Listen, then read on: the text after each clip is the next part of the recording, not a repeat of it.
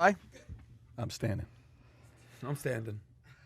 I'm still standing. Are we live? Sings that song. So, okay, here we go. I'm still Lionel standing. Richie. Lionel Richie. No, it's not No, it's Lionel not Richie. It's Lionel Elton Richie. John. Oh, yeah. Yes. But it's Lionel also Richie. from the cartoon Sing. Someone from the I'm 80s. still standing. Okay. I'm So still standing. finish it. Let us know when we're live. Yeah, we are live. We're just shit. saying it. We're officially live. Episode number 74. I'm still Are we live standing. or no? Okay, we are live. Episode right. 74 with Tom and Adam. And we took a break last Thursday. I was out of town. I was in Aruba, but it's good to be back. It's good Aruba. to be around Look everybody. good. You look good. Yeah, we had a good time. It was a See, good it's time. casual Tuesday for you It today. is. I intentionally wanted to make you guys look good because I'm that's called feeling leadership. good. I wanted you to look good with your Yes. new white shirt that you got on. Is it a Tom Ford or is it a Tom Chevy?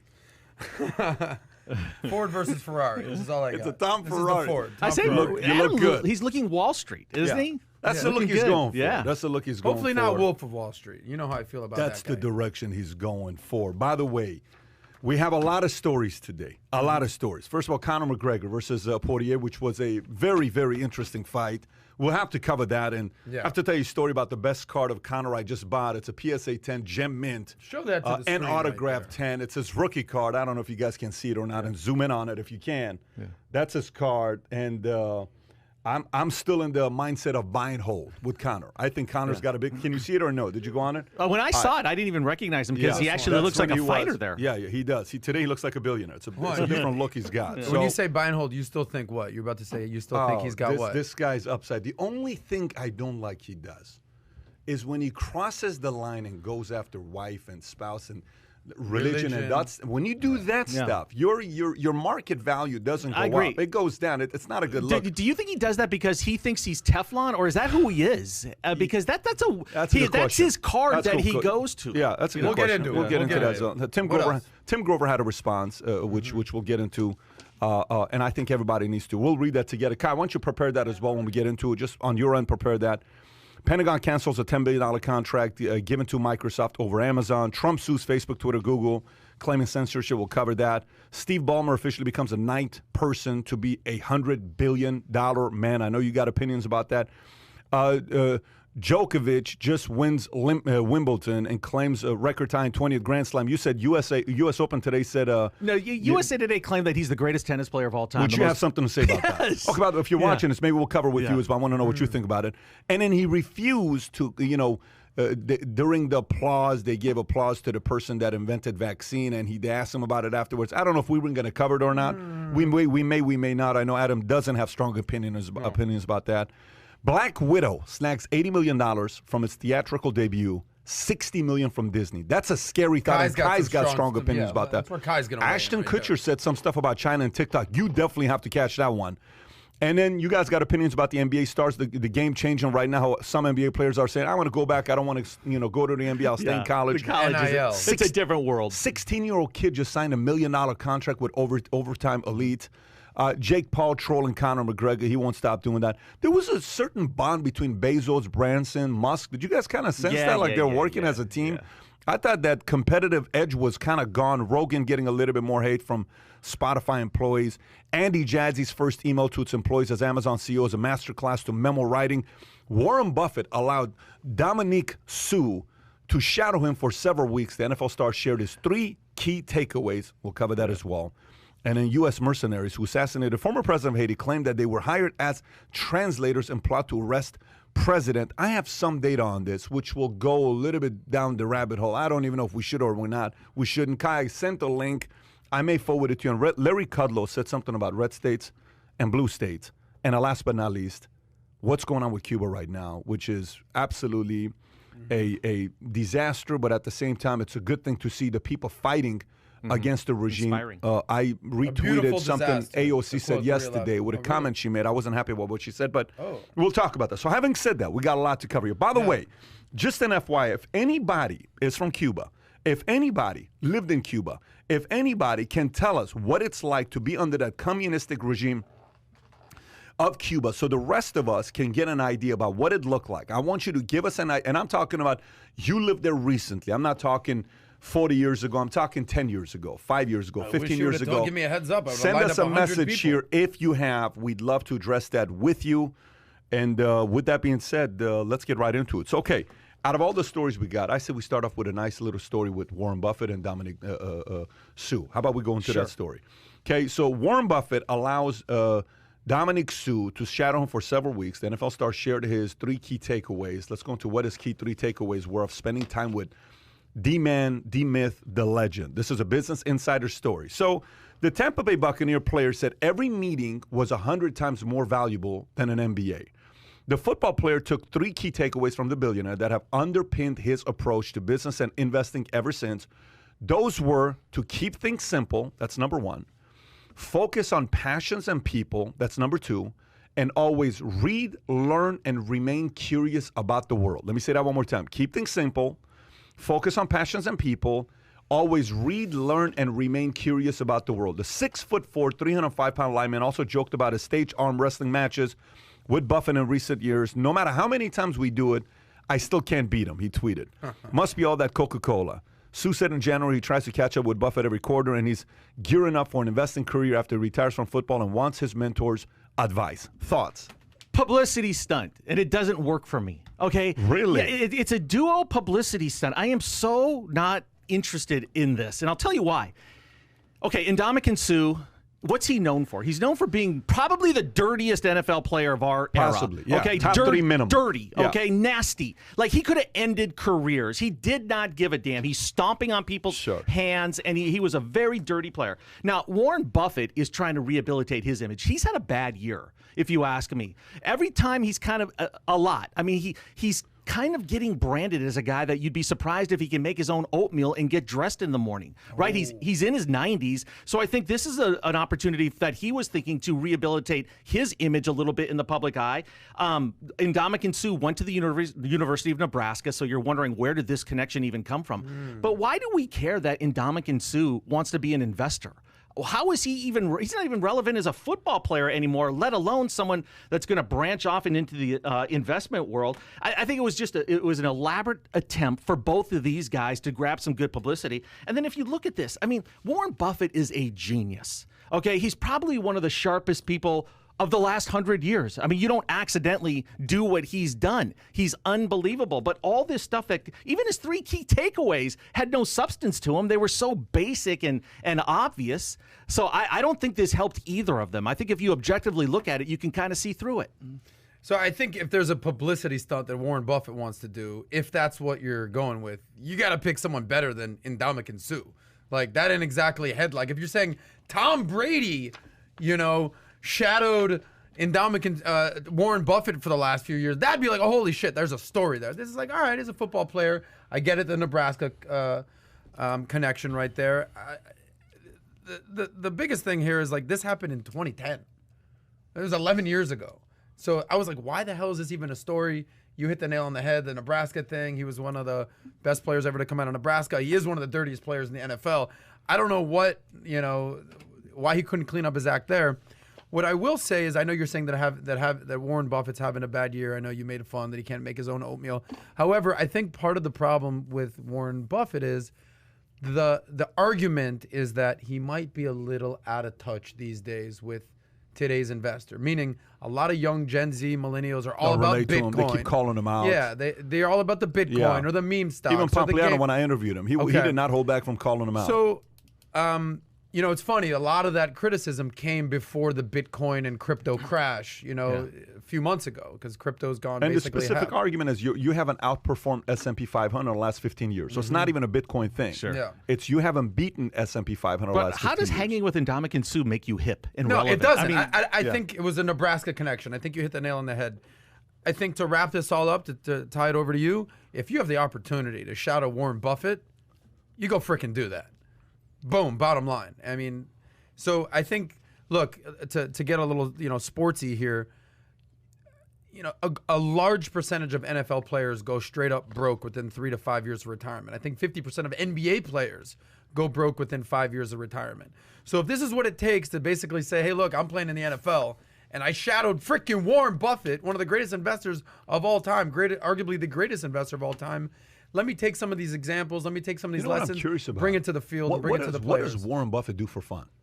Like, did he ever buy That guy sports? is I think he Did he orders ever, 2 like- Egg McMuffins Can you instead pull of up- one. Can you pull? Kai, pull That's a big pull day up. for It's a big Warren. What day. does Warren Buffett do for fun? What does Warren Buffett do for I fun? think he actually has fun just doing investing. I think know that's he does. his No, life. I think he loves the game. I don't think he's in. like wakeboarding on the weekends. Go on here. Let's find out. 20. Go on. This Warren one, surprise Buffett's man. favorite hobby, if you go down there. Well, you saw one. Go back, Kai, go back. Top thing, Warren Buffett's favorite hobby. Reading. While reading in terms of Warren Buffett's approach to investing, it's a hobby that you generally enjoys. Okay, go back to the 25 things you didn't know about Warren Buffett. Let's see if we. First stock he bought, he was 11. Keep going. Go up. Okay. First stock he bought, he was 11 years old. He made $53,000 by the age of 16. By the way, that's in a different era. He was rejected by Harvard Business School. Interesting. Okay, keep going. Let's see what number 4 is. We're looking for fun here. Kai, We're keep looking going. for fun. Little faster, Kai. He eats like a 6-year-old. He lived in the same house since 1958. His father-in-law told him, cannot read that, Kai.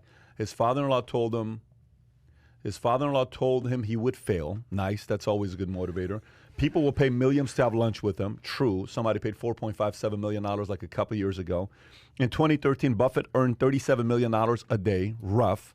Nearly 94% of his wealth was earned after he turned 60. Big motivator. Never give up. Keep going. Wow. Number 10, he never tweeted before. He's never tweeted before. That's cool. Keep going. 11, Buffett owns 20 suits but has never paid for any. He steals them? He spends 80% of his day reading. Fantastic. Buffett will give an employee $1 million every year for the rest of his life, his or her life, if they can guess the NCAA Sweet 16 teams. That's pretty fascinating. There's a hobby right there. He likes March Madness. That's right. That's a good point. That's there you a go. thing right there. He ditched his flip phone for an iPhone in 2020. 2020. He takes a dozen kids to Dairy Queen every Sunday. Wow. That's cool. Buffett rarely emails. Okay, keep going. 17, he plays ukulele. Buffett pledged to donate 85% of his Berkshire Hathaway stock to charitable foundations. Okay. He won the Olympics? He was awarded the Presidential Medal of Freedom by Barack Obama. Out of all investing legends, Buffett has the best track record for beating the market. Impressive. His face was on cherry Coke cans in China. In China? Okay. He doesn't follow anyone on Twitter. He's a big fan of Breaking Bad. Wow. That's a good look. Keep going. Is that him? Yeah, What is that? That's actually him. That's actually the coolest picture of Warren Buffett I've ever seen. That's actually the coolest picture. He likes to joke around. Okay, we know that. He looks to a poem when markets decline. No one can tell you when those will happen. There's extraordinary opportunities. If you can keep your head when all about you are losing theirs,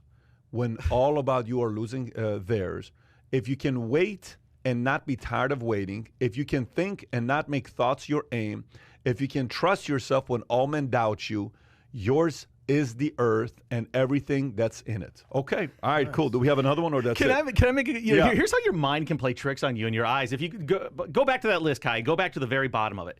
Go back to number 25. Take a quick glance at number 25 and then look away. I literally, when I first saw that, I thought he looks to porn. I thought that's what it said. He looks to porn. I'm going, We know it's on top they line say this so morning. Good for you, No, Tom. I was saying, is that how Good for Business you. Insider does their stories? They wait for number 25 He's to really insider, unleash it. all right. So when Tom Zenner spent time with him, he noticed Yeah. how much porn he watched. That's probably what his three I got to tell you, when I takeaways hung out would with be. Warren Buffett, all we did was watch porn. That's all we did. I can actually see you doing that. Pat was wondering what he does for fun. I don't know. There we go. Okay, all right, so Yeah, so we learned a little bit more ukulele, about Breaking Buffett than we Bad. have There it planned to learn. What's that? He plays bridge, though. Good for him. He doesn't play I backgammon. mean, nothing though. makes you seem If more he out would've of played touch backgammon, that I would have been you impressed. hang out with Ndamukong Suh. I mean, that's all you need to know. There's like I 200. feel like that's in touch. You're hanging with Okay, NFL so let's players. continue. Gang, again, if you lived in Cuba for at least 10 years, where you have memories of what that place was like, and it was recent, text us at 310-340-1132. We'd like to call you and get perspective on what it was like to be in Cuba and why you and your family escaped Cuba. Let's continue. Ashton Kutcher had some interesting things to say about China.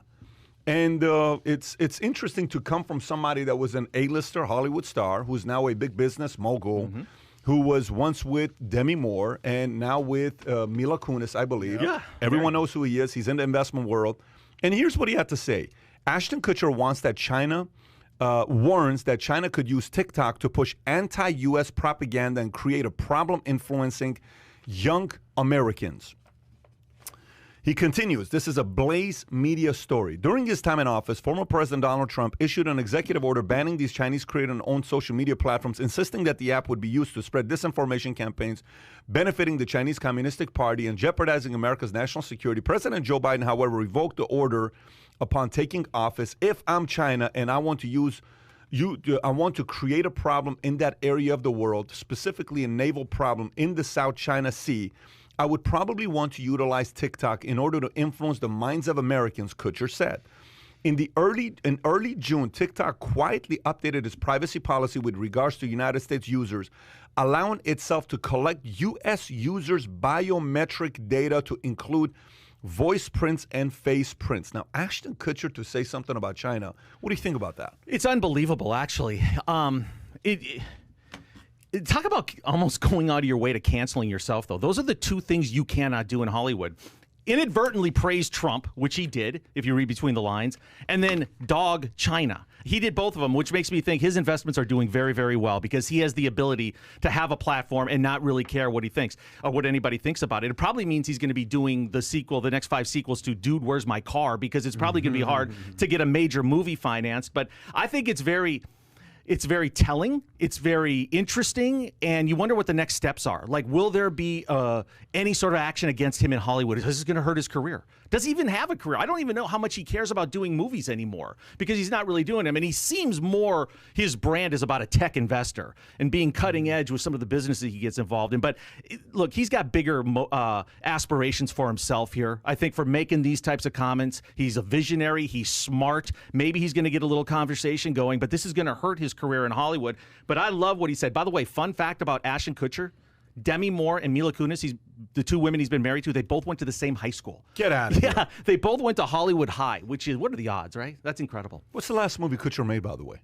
What's the last big movie he did? And that's a serious question. You know what? How about that one he did with Cameron Diaz when they went to Vegas and they got married? Dude, that was good. At least 15 years That was ago. 2008, I think. Okay, so here we go. So we have Vengeance. He's doing self-production. Okay, The Long Home. It's a 2021 movie completed. The Ranch TV series, which he was on 2016 to 2020. Family Guy 2016. 2.5 Men 2011 to 2015.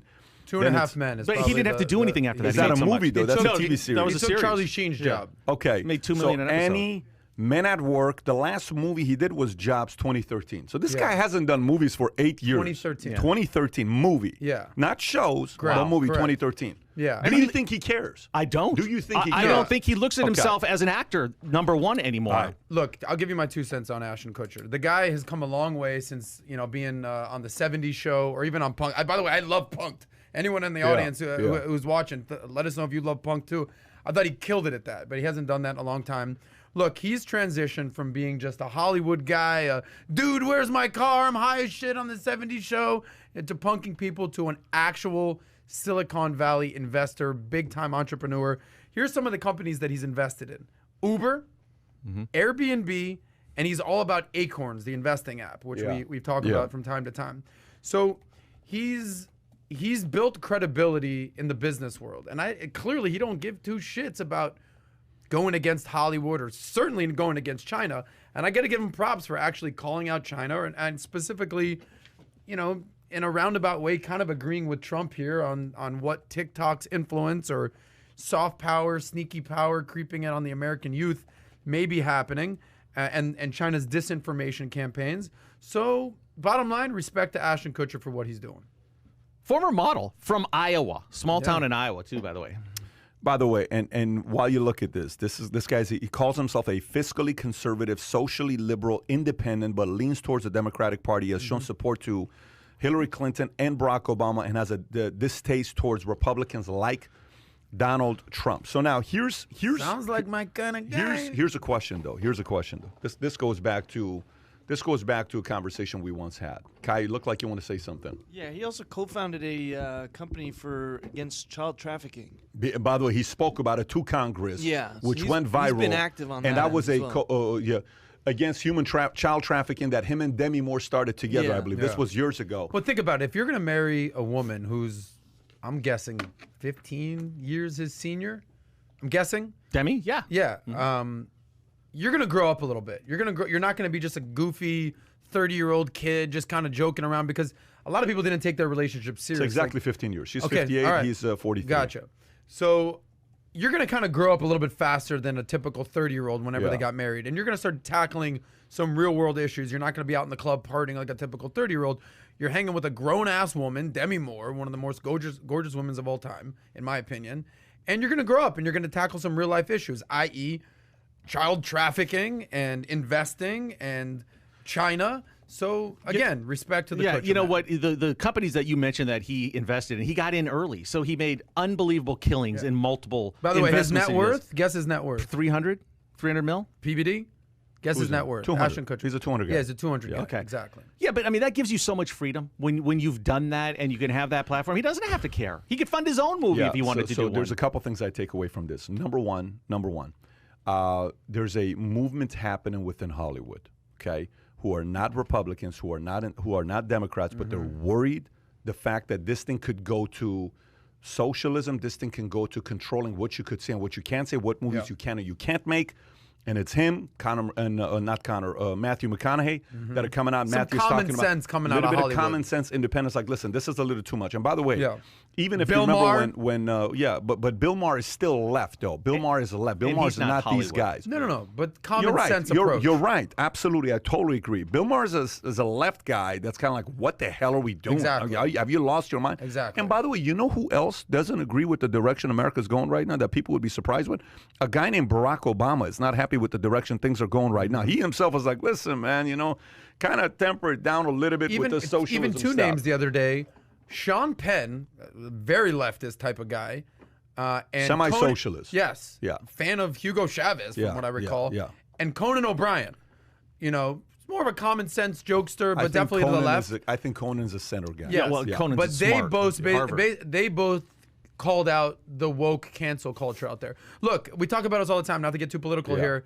Sometimes you need people on your team to basically say, look, I don't like what you're doing, rather than people on the other side calling you out. Absolutely. And that's what's happening in the Democratic Party right but now. here's what I would tell you. This is the other part. This is the other part that people are going to have to argue, and it's going to favor one guy. I hate to say this, but it's going to favor one guy.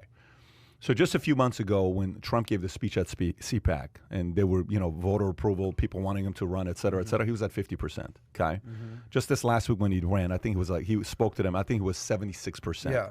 And second place was DeSantis. 21%. Right. So he went from 50 to 70, and DeSantis 21, which they're talking about him and DeSantis, president, VP type of thing, to go out there and do it. Now we'll see if that's going to take place or not. Here's what I will tell you: take the name out. Take the name out of Trump and just look at his policy.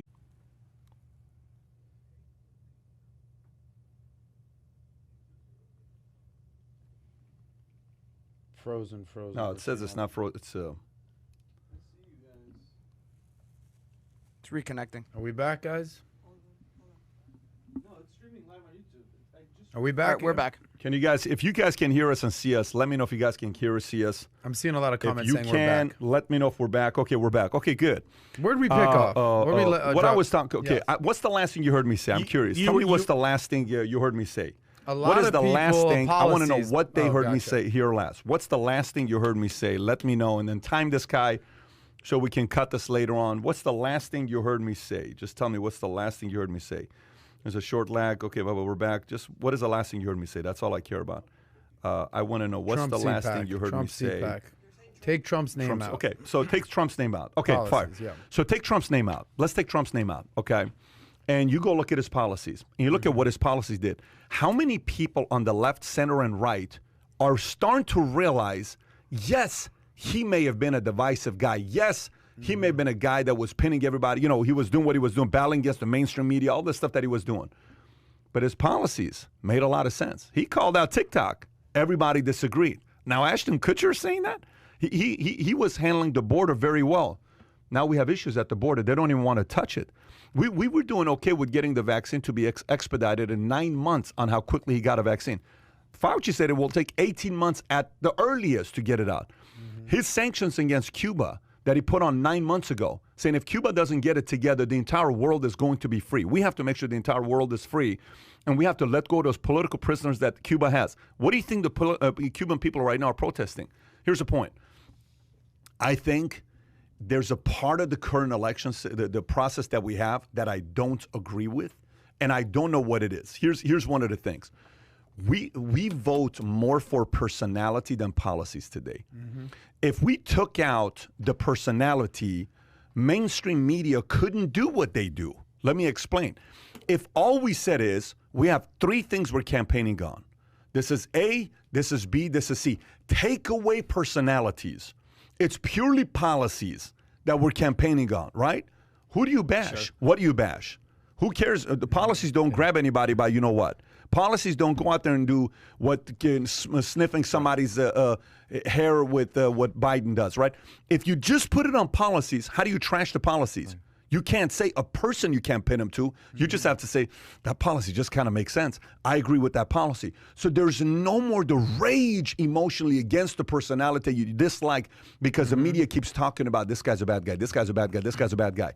So I kind of like the fact that common sense is starting to win. A little bit. Because long-term bad ideas get exposed and long-term great ideas win. That's what's happening today. Here's the problem, though. It's one thing to have these people at least call it out and reference it and acknowledge it, but how do you get to the next point where something actually happens because of it? They've just given way too much power to the far, far fringe left.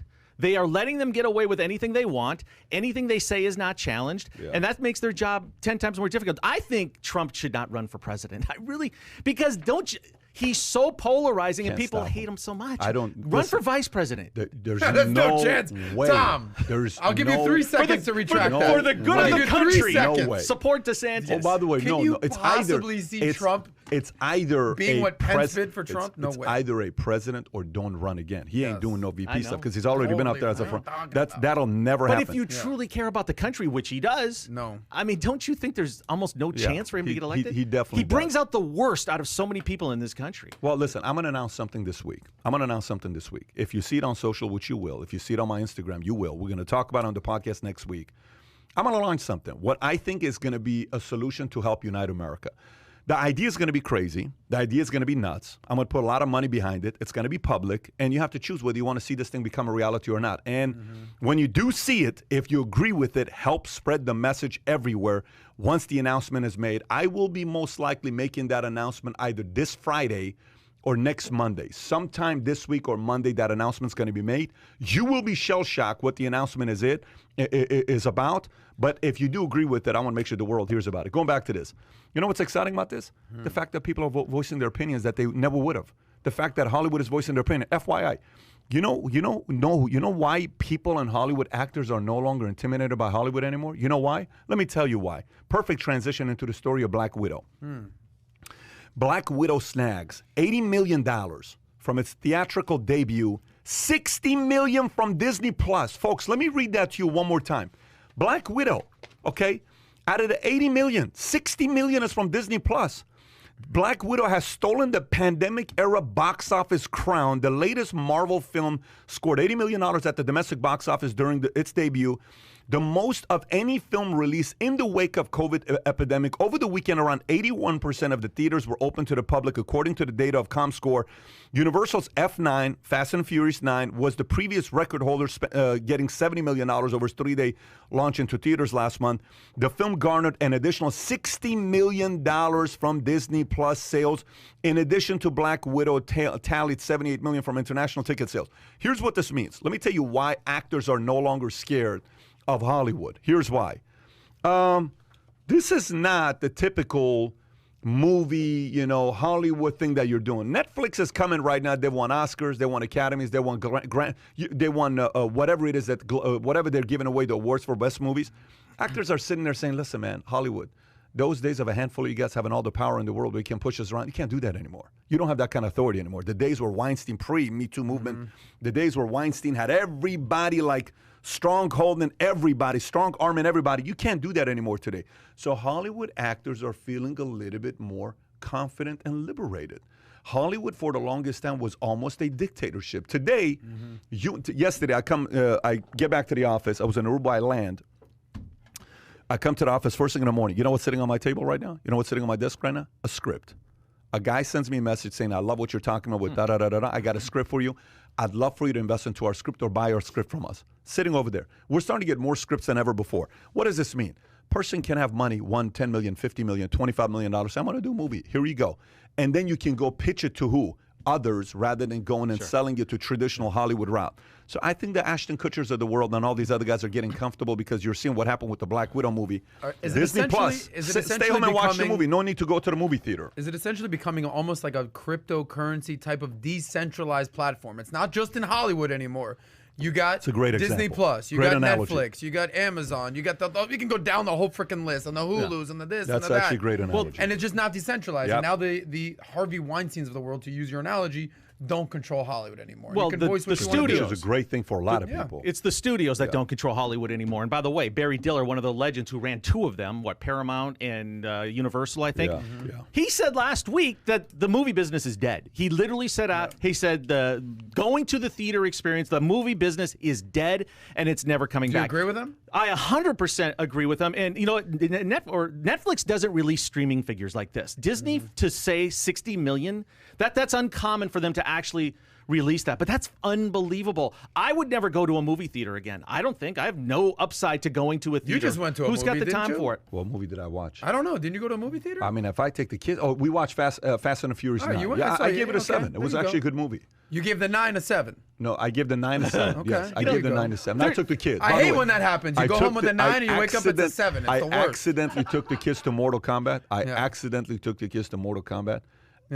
Till today, there's not a day when I bring up movies where they don't bring up Mortal Kombat. What do they say? But you're the one that took us to Mortal Kombat, the worst movie of all time. I say, I've taken you to 50 movies. You've loved one of them. And so they the can't last stand thing Mortal we need Kombat. is Dylan and Tico fighting. We saw what happened earlier with those They had two guys. one of the most epic fights of all time in Aruba. And here's what happened. The fight, I'm not going to tell you the details of the fight, but they had a pretty big fight because Dylan threw sand in Tico's face apparently accidentally.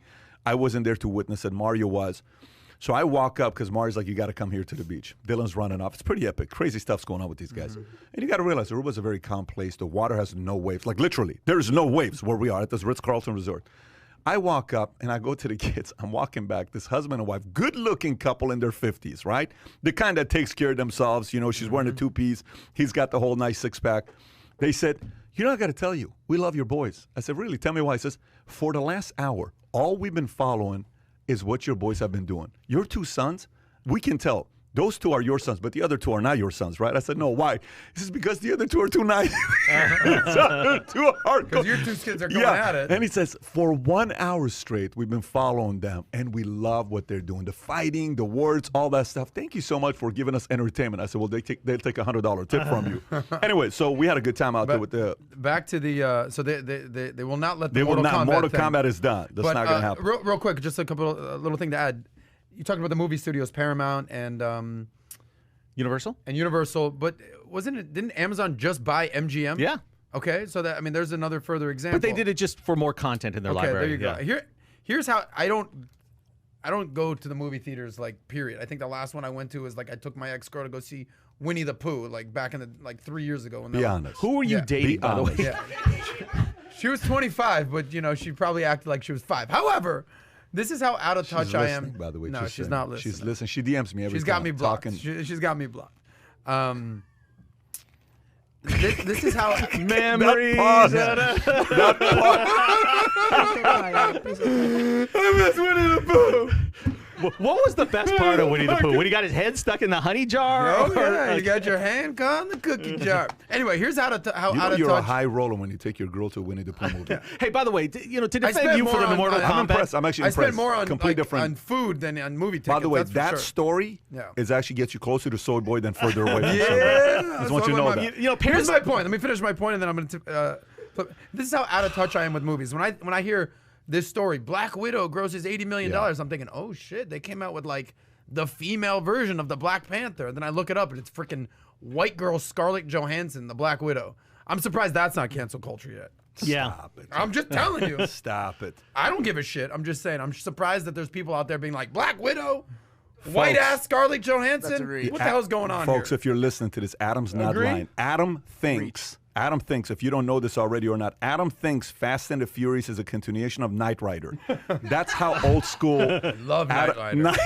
kidding me? Yeah, David Hasselhoff. I loved it. By the way, Knight Rider. you should show the poster you have in your office of David Hasselhoff of Knight Rider. They should see it. I don't think people really see that side of it. It's not Knight Rider. It's the Baywatch one. It's the Baywatch one. Sure. Big David Hasselhoff He's the guy. man. Okay, all right. So Ashton Kutcher, kudos to you. By the way, if you agree with Ashton Kutcher, put a thumbs up. One, it gives us an idea if you do agree with him or not. Two, helps us out with algorithms. And if you like the direction the content's going, we are 33. We're officially at 67,000 subs. We're 33,000 subs away from 100,000. Once we hit 100,000, we may convert to 3 times a week instead of 2 times a week. So give us a sub as well if you enjoy the Holy podcast. shit, we're getting there. Yeah, we're getting close to it. We're getting close to it. All right, let's continue. Let's go to another story here. Tom, I'm going to give you a story. Let's finish up the Conor McGregor story. And while we're doing this, Kai, can you tell me if folks from Cuba contacted you on Community? Go check Community. Folks, if you're from Cuba, you lived there in the last 5 to 10 years, and you and your family escaped Cuba to come to America, we would like to get optics from you on what it was like to live in Cuba and why you're so happy to be in America. What does freedom really mean to you, having left a place like Cuba to come to the States? Isn't your boy, is Marvin from Cuba? No, he's not. Marvin's Cuban. Honduras. Marvin's Honduras. I apologize to my Honduran I friends. was just with him. We had one of the best conversations ever. Okay.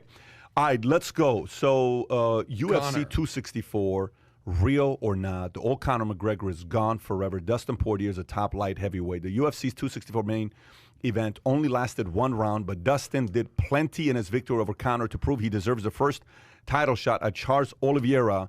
Is Poirier already the best lightweight in the world? As for Conor McGregor, the misstep that caused a serious leg injury brought the fight to an abrupt end. Is an elite version of Conor a thing of the past? And where does he go from here? Kai, can you pull up Grover's Instagram post about Conor? Everybody must read this. By the way, shout out to Tim. He just sent me 3 nice Air Jordan shoes, each one of them. Real sick shoes he sent me. Like Michael's from the game? His book just became a New York Times bestseller. Sick book. If you haven't ordered, you ought to do it. Okay. When Conor McGregor lost to Khabib, he was exposed by the limelight and has never found his way back to the true darkness that had allowed him to win.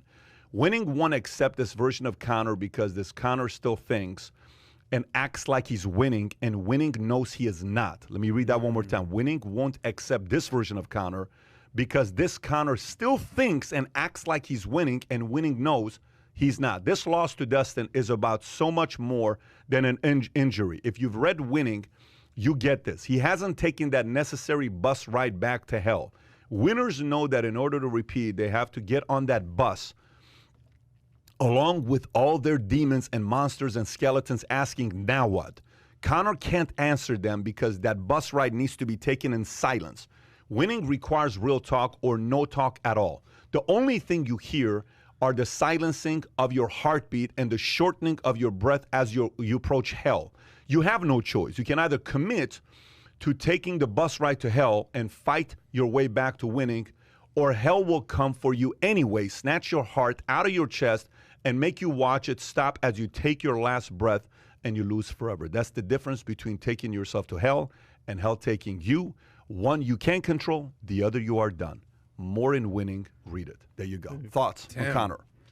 I mean, dude, this guy's got credibility galore because this is exactly what Michael Jordan did year in and year out. I mean, this is what Tim Grove is known for, working with MJ. What do you think? Is with Conor Kobe. done, though? Do you think Conor's done? Yes. As an elite MMA fighter, there's absolutely no question. You cannot even make the argument that he's not. It's impossible to make that argument. I think Dana White has a real problem because he doesn't really have a stable of stars outside of Conor McGregor. That's why they keep doing what they're doing. I mean, have you guys ever been to a live UFC fight? Yes. I mean, the energy is just Sick. simply off the charts. I've been to 2 title fights in Vegas. Absolutely Which incredible. fights? Well, my friend is Ryan Bader. So he fought twice. Once he fought John Jones, and then he fought assume he lost to He John lost Jones, both those, unfortunately, but he's doing great in Bellator. Yeah. But Dana White has a problem. He doesn't have any stars. Now, it's not going to hurt the business. They just brought in $175 million from a crypto company for their biggest sponsorship ever last week. But you know what? Conor McGregor is the next, wait for it, Ronda Rousey. That's all he is right now. He's nothing more. He's nothing more than that. His next step, bigger than Ronda Rousey. No, time out. No, he in the MMA, he's not. His next fight is going to be against Jake Paul because it'll be for 9 figures easy. Dana White will eventually get behind it and have to promote him. I think that's why he keeps him relevant in UFC so he can sanction that fight. But you know what? That's the one I'd watch. I'm not interested in watching Conor fight in the UFC anymore. He's not at that level. He's not at the elite You level. know, it's funny. You brought up something last week when you said, look, if there's ever a time that Dana White makes a phone call to Dustin Poirier and says, look, here's here's a couple bucks, take this hit. That clearly didn't happen. He didn't get that phone call. Well, first of all, I like the approach Conor took with the fight. He started with the kicks. I like the way he started the fight. But the moment he went on the ground, Gerard was saying this yesterday, this guy, to learn how to wrestle and be on the ground, I mean, you have to learn how to get out of it. For 4 minutes, he was stuck, and Dustin wasn't even pounding this guy. Mm-hmm. He wasn't even destroyed. But what happens when you're down there is you're going to lose all the stamina. You can't last when you get – the moment he got up, the last 15 seconds, I don't know if you saw that or not. Yeah. The 15 seconds when he got up, did you see his energy? Did you see like he was done? Like he didn't have the energy anymore, which means stamina's a problem. I told the guys my prediction was if Conor wins, he wins in the first round. If it goes past first round, Dustin wins. No question. By the way, if he wouldn't have broken his leg, his ankle, say that wouldn't have happened to his ankle. I think we got the shit kicked out of him in round Oh, two. it would have been He's done in the knocked second out, round. and it's even worse, and he's a bloody mess. But you know what? His strength, you know, his success came from his feet. So if he can't have that as a weapon anymore, I mean, he's broken his leg twice now with kicks. So, I mean, his number one strength has been completely neutered from him. So there's no way he can compete at that level because he's not a boxer or a wrestler. Let me tell you something. You brought up a good point here that I don't know where UFC goes from here because I would call myself a casual fan, meaning I don't know much about UFC, but if Conor McGregor's fighting, I'm gonna watch it. Now without Conor, I don't know who I would give two shits about. I don't think about so. Listen, I get that. I'm just saying I wouldn't go watch Dustin Poirier yes, you fight would. Not Dustin. Billy McGillicuddy. But you're I don't gonna care. watch. Let me explain. No, to I'm you. not. I promise you're It's gonna not watch. happening, Pat. Okay. Let me tell you why you're gonna watch. Yeah. Here's why you're gonna watch. Okay. Never underestimate the power of a Dana White. What are we talking about here? Like, when Dana had a couple guys step away, you forget who stepped away. Like, you want to go back and look at the list of play. Put down the greatest UFC fighters of all time. Can you put them up? Just put the greatest UFC fighters of all time. Pat, Randy I don't know Couture. where you're going with this. Yeah, Nobody's even close to drawing what Conor does. Listen. But I'm willing to listen. Stop. Go greatest UFC fighters of all time. When Khabib stepped away, they said it's over. Who's going to watch it? Okay? Keep going up. Keep going up. Dude, keep I going never up. even heard of Khabib BJ before, Penn, but that's the ago. point. Royce Gracie, keep going. These are all killers. Keep going up. Keep going up with these names. Keep going up with these names. Keep going up. Regularly. Never even heard of these names. Top five. Anderson Silva? Go to top five. Usman is still in the game. You got Liddell Chuck when he stepped Liddell away. hasn't been relevant 10 years. But I know when they stepped away, they said the league is the UFC is going to be boring. Keep going. 7-6. Khabib's gone. Cormier's gone. A lot of these guys. George St. Pierre was like gone 20 at years one point. ago. But what I'm trying to tell you is the franchise keeps getting bigger and bigger. Yeah. Anderson Silva was a god. John Jones, god. This guy's had gods. Right. John Jones would come in the press conference, would knock the other guy out in press conference. I mean, you're talking about guys that sold out arenas where people would come from around. You got to bank on Dana. But this is about Conor right now. It's not about Dana. Yeah. Listen, I'm a buy and hold guy with Conor. I bought his best card. This is his rookie 2013 Topps UFC Bloodlines, PSA 10, Gem Mint, and Auto 10. This is Conor. Yes. I'm a buy and hold guy. The only thing that concerns me about Conor is when he plays the spouse and the religion game. You cannot do that. You become a target. You cannot play that game. I understand, like Ronda Rousey sent a message right afterwards. I don't know if you guys saw what Ronda said about him right afterwards. Can you pull up Ronda's tweet right afterwards towards Conor? Did you guys read that or not? No, I didn't see it. So Ronda said this about Conor the next, just pull it up. Let's see. Pull up, is it this one? Okay. So I'm amazed that as soon as you hit the ground, you were already promoting the next fight. I definitely wouldn't have had that in mind to do that. The other fighters, UFC and the media, are lucky to have you. I disagree. Everybody in the world is lucky to have Conor McGregor. Everybody is lucky to have Conor McGregor. But to have that mindset where you drop, first thing you're thinking about is the next fight. Are you a promoter or a fighter? I don't know. Are you still promoting to make money? Or are you? So my mind goes to a couple different places. Here's a couple different places it goes to with Conor. Some guy right now commented and says he's not gone. Somebody said, let me read who it was. It says, Scott Smith gave $10 and said, I'll make the argument. Conor was dominating their second bout. Conor looked amazing in the third bout. I don't know about that. Maybe in the first 90 seconds, but the moment he was down, he was gone. Conor ain't done. He was gearing up to take Pacquiao. Okay, I agree. Here's a problem, Scott, and it's my opinion, amateur opinion. Somebody can destroy my argument, but this is my argument. When I was talking to Tim Grover, here's what Tim Grover said. Tim is training Jordan. And when he's training Jordan, Jordan decides to go out there and play baseball. He says, I want to go play baseball. Tim says, the entire conditioning has officially changed. This is what he means. He says, to prepare your body for baseball, it's very different than preparing your body for basketball. It's a very different conditioning, and it's going to take a while to do that. What's the point? To prepare a conditioning for boxing, Pacquiao, is very different than to prepare a fight in UFC.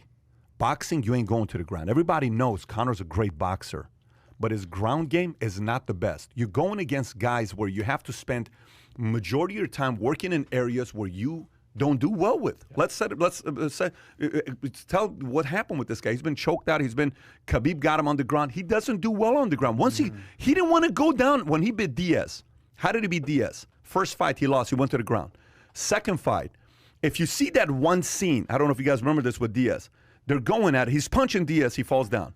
He punches him second time, he falls. Remember that? He punches him, he falls down. And Diaz is like, come on, come get me. Conor's standing up. He's not going.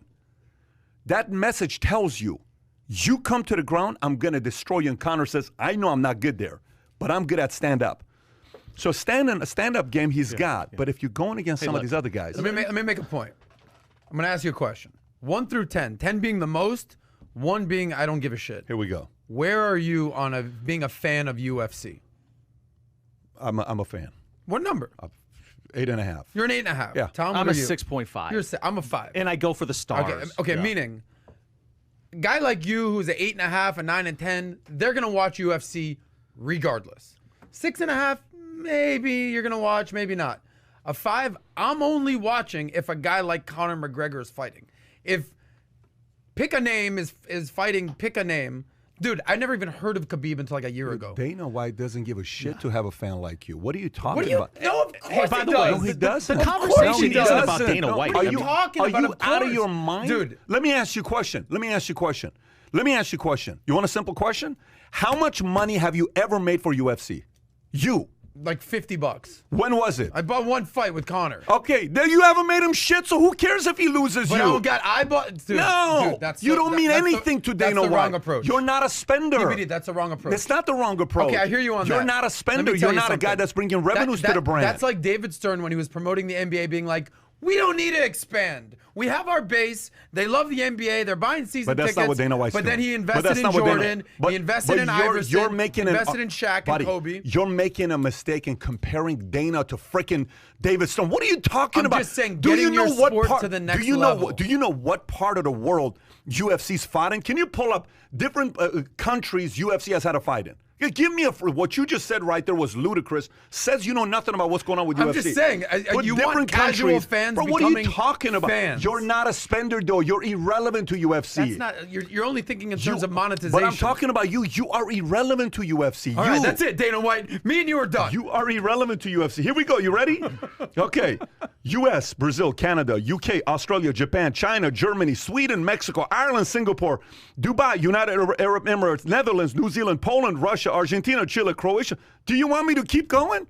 This guy's a global brand. Well, they built an I'm island. not You think denying Dana that White UFC woke up saying, I better get Adam Sosnick Yes, as a that's fan? what he's thinking right now. Oh, my He's going to see these clips and he's going to say, how the hell can we get Go back to watching back Winnie on the board? Pooh. Stick to your Winnie the Pooh fight. You know what? This was good. They should sanction. I'd watch 2 rounds of this. I'd pay $50 for you Let's two to throw, continue going. PBD, let's You know, throw. the question isn't about Dana Be a bad White. fight. He's the best commissioner in sports. As a matter of fact, I'd make the argument that he should be. I agree with you He on should that. do a 2-year term in every sport and fix every sport while he's at it. By the way, I spent a couple hours with Dana White one time. Flew up, hung out with him in his office, did this long interview with him.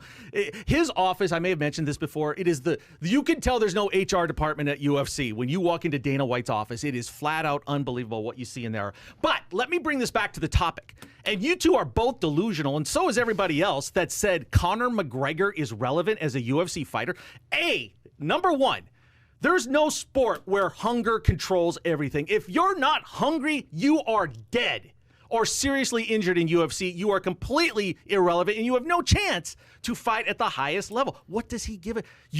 In his mind, part of it's going, I hope this ends soon. I hope I don't get hurt. He's not the same guy. Stop. He is not the same guy as a fighter. That doesn't mean he isn't one of the top global stars in the country and he's not going to be relevant forever. He's Elvis in a jumpsuit as a fighter. You want to know why I'm right on this one? Oh my Because if we were talking about any other fighter other than Conor, this story would have been done What are 5 you? minutes ago. You guys have lost your mind. Other than Conor You McGregor, guys no have one gives lost a your shit. mind.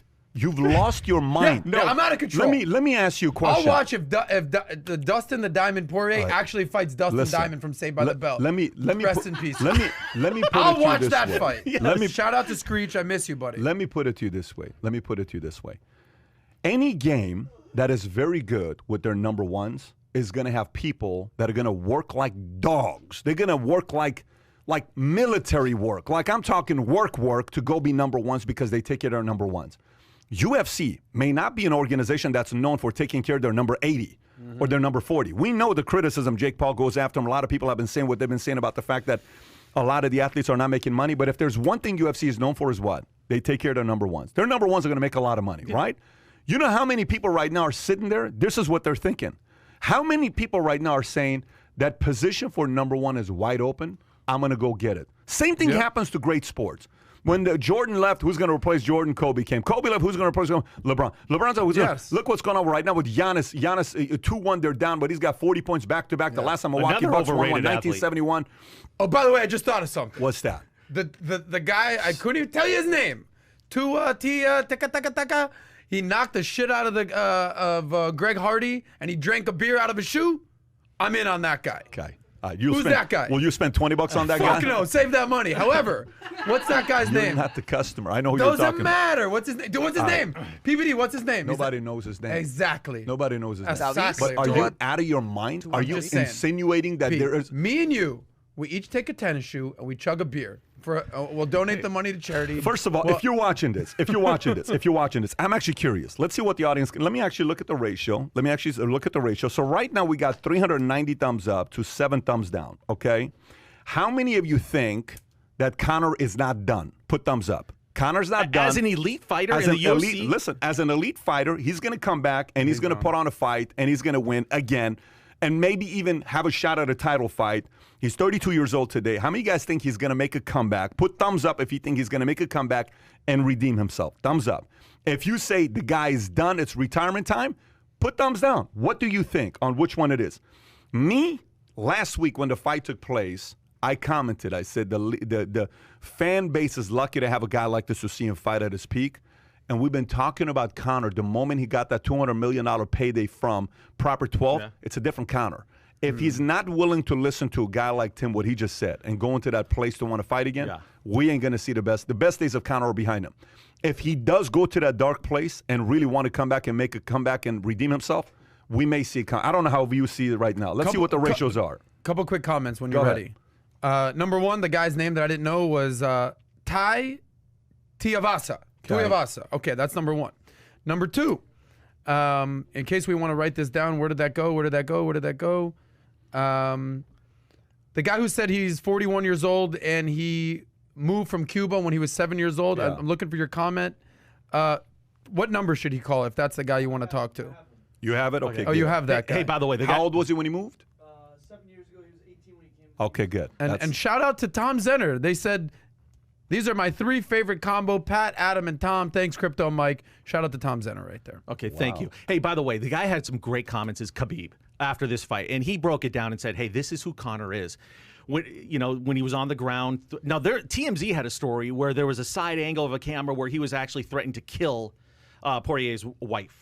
And him. He's going to shoot him in the head in the middle of the night. You can't do that. So Khabib's point is this guy is nothing but a low-rent punk.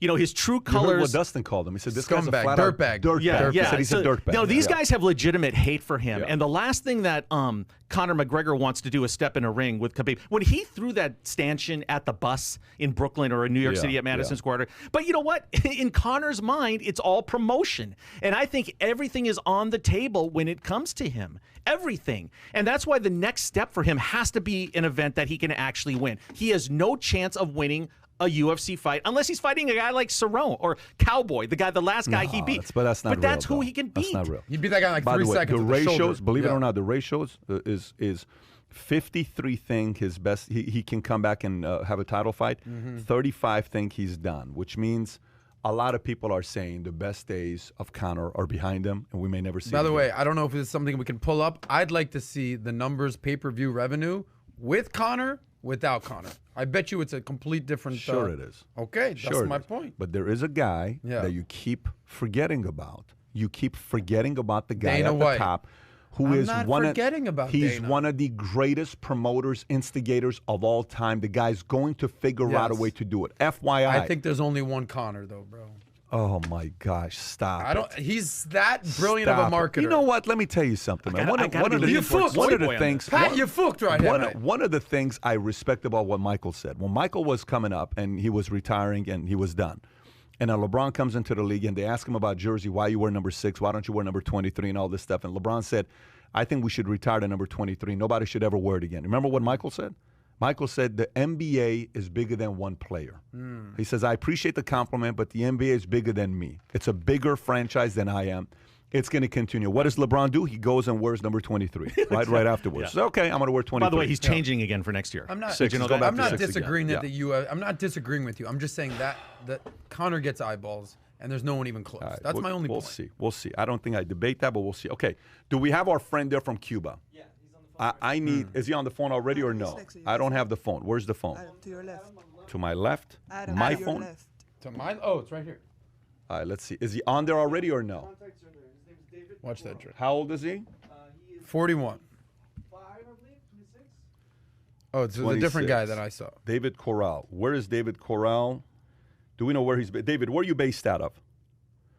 Where are you based out of? All right, I'm texting him right now. David, if you're listening to me, where are you based out of? Are you Florida-based? Where are you based out of? I mean, we're going to read a lot of the stuff that's going on in Cuba, and then I'll come to David. I'd like to get two different people's perspective. Is he the only one that we have, or we have a couple of them? West Palm Beach. Okay, sounds good. Do we have another one as well? Look at the two, and I'll come to you. David, thank you. He's from West Palm Beach. Let me read you what's going on with Cuba. And then we'll go from there. Go to page 8. We got a lot. I got 3 stories to read. I don't know if I'm going to read all 3 at the same time, but I got 3 stories to read. Okay, so let's go into it. So number 1, a New York Post story. Cubans take the streets in massive anti-government protests. Thousands of Cubans took the streets Sunday in protest of the country's food shortages and high prices amid the coronavirus pandemic. And the anti-government protests in the capital of Havana lasted about 2.5 hours before it was broken up when a few protesters tossed cobblestones at police, leading to several arrests. We are fed up with the queues and shortages. That's why I'm here, one middle-aged protester said. The Communist Party is suffering from its worst economic crisis in decades and has recently seen a surge in coronavirus cases. Cuba President Miguel Diaz-Canel undermined Sunday's demonstrations while visiting the small town of San Antonio de los Banos, which has been plagued by power shortages. I'm going to continue. The next story is from The Independent. Cuba protests spread to Miami as president threatens battles in the streets. By the way, I landed in Miami last night, okay? When I was in, Miami airport, when this was happening. MIA. Everybody, traffic was the worst I've ever seen. Flags everywhere, honking the horn. You see it all over the place, right? Well, the Miami airport is just outside of Little Havana. Of course, so, 45 minutes away, yeah. So thousands of Miami joined protests in solidarity with the Cuban people rallying against the government because of food and vaccine shortages and rising prices. Cubans in the thousands also protested on Sunday against the government of President Communist Party. We know that. The country is also struggling with the sanctions imposed by the Trump administration after President Barack Obama tried to normalize relations with the country.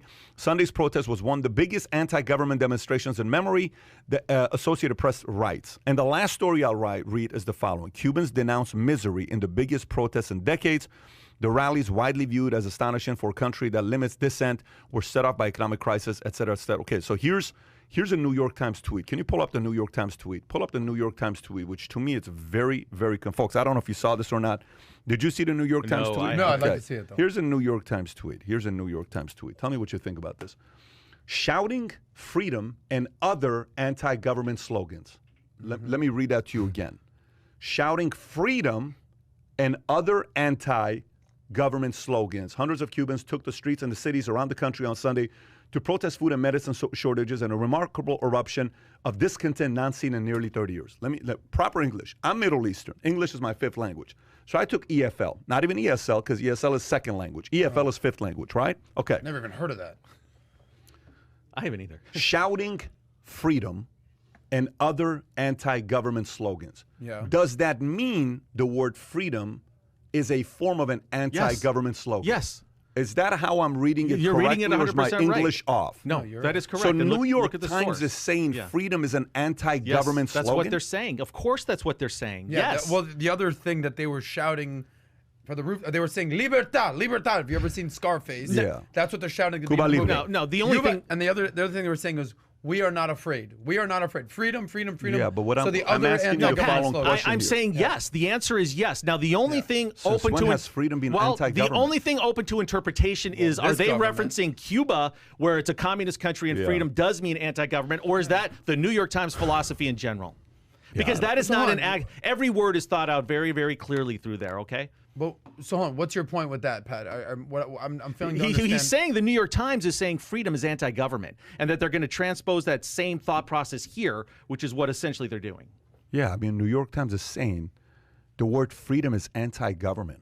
anti-Cuban government. No. And other anti-government slogans. The word freedom is an anti-government slogan.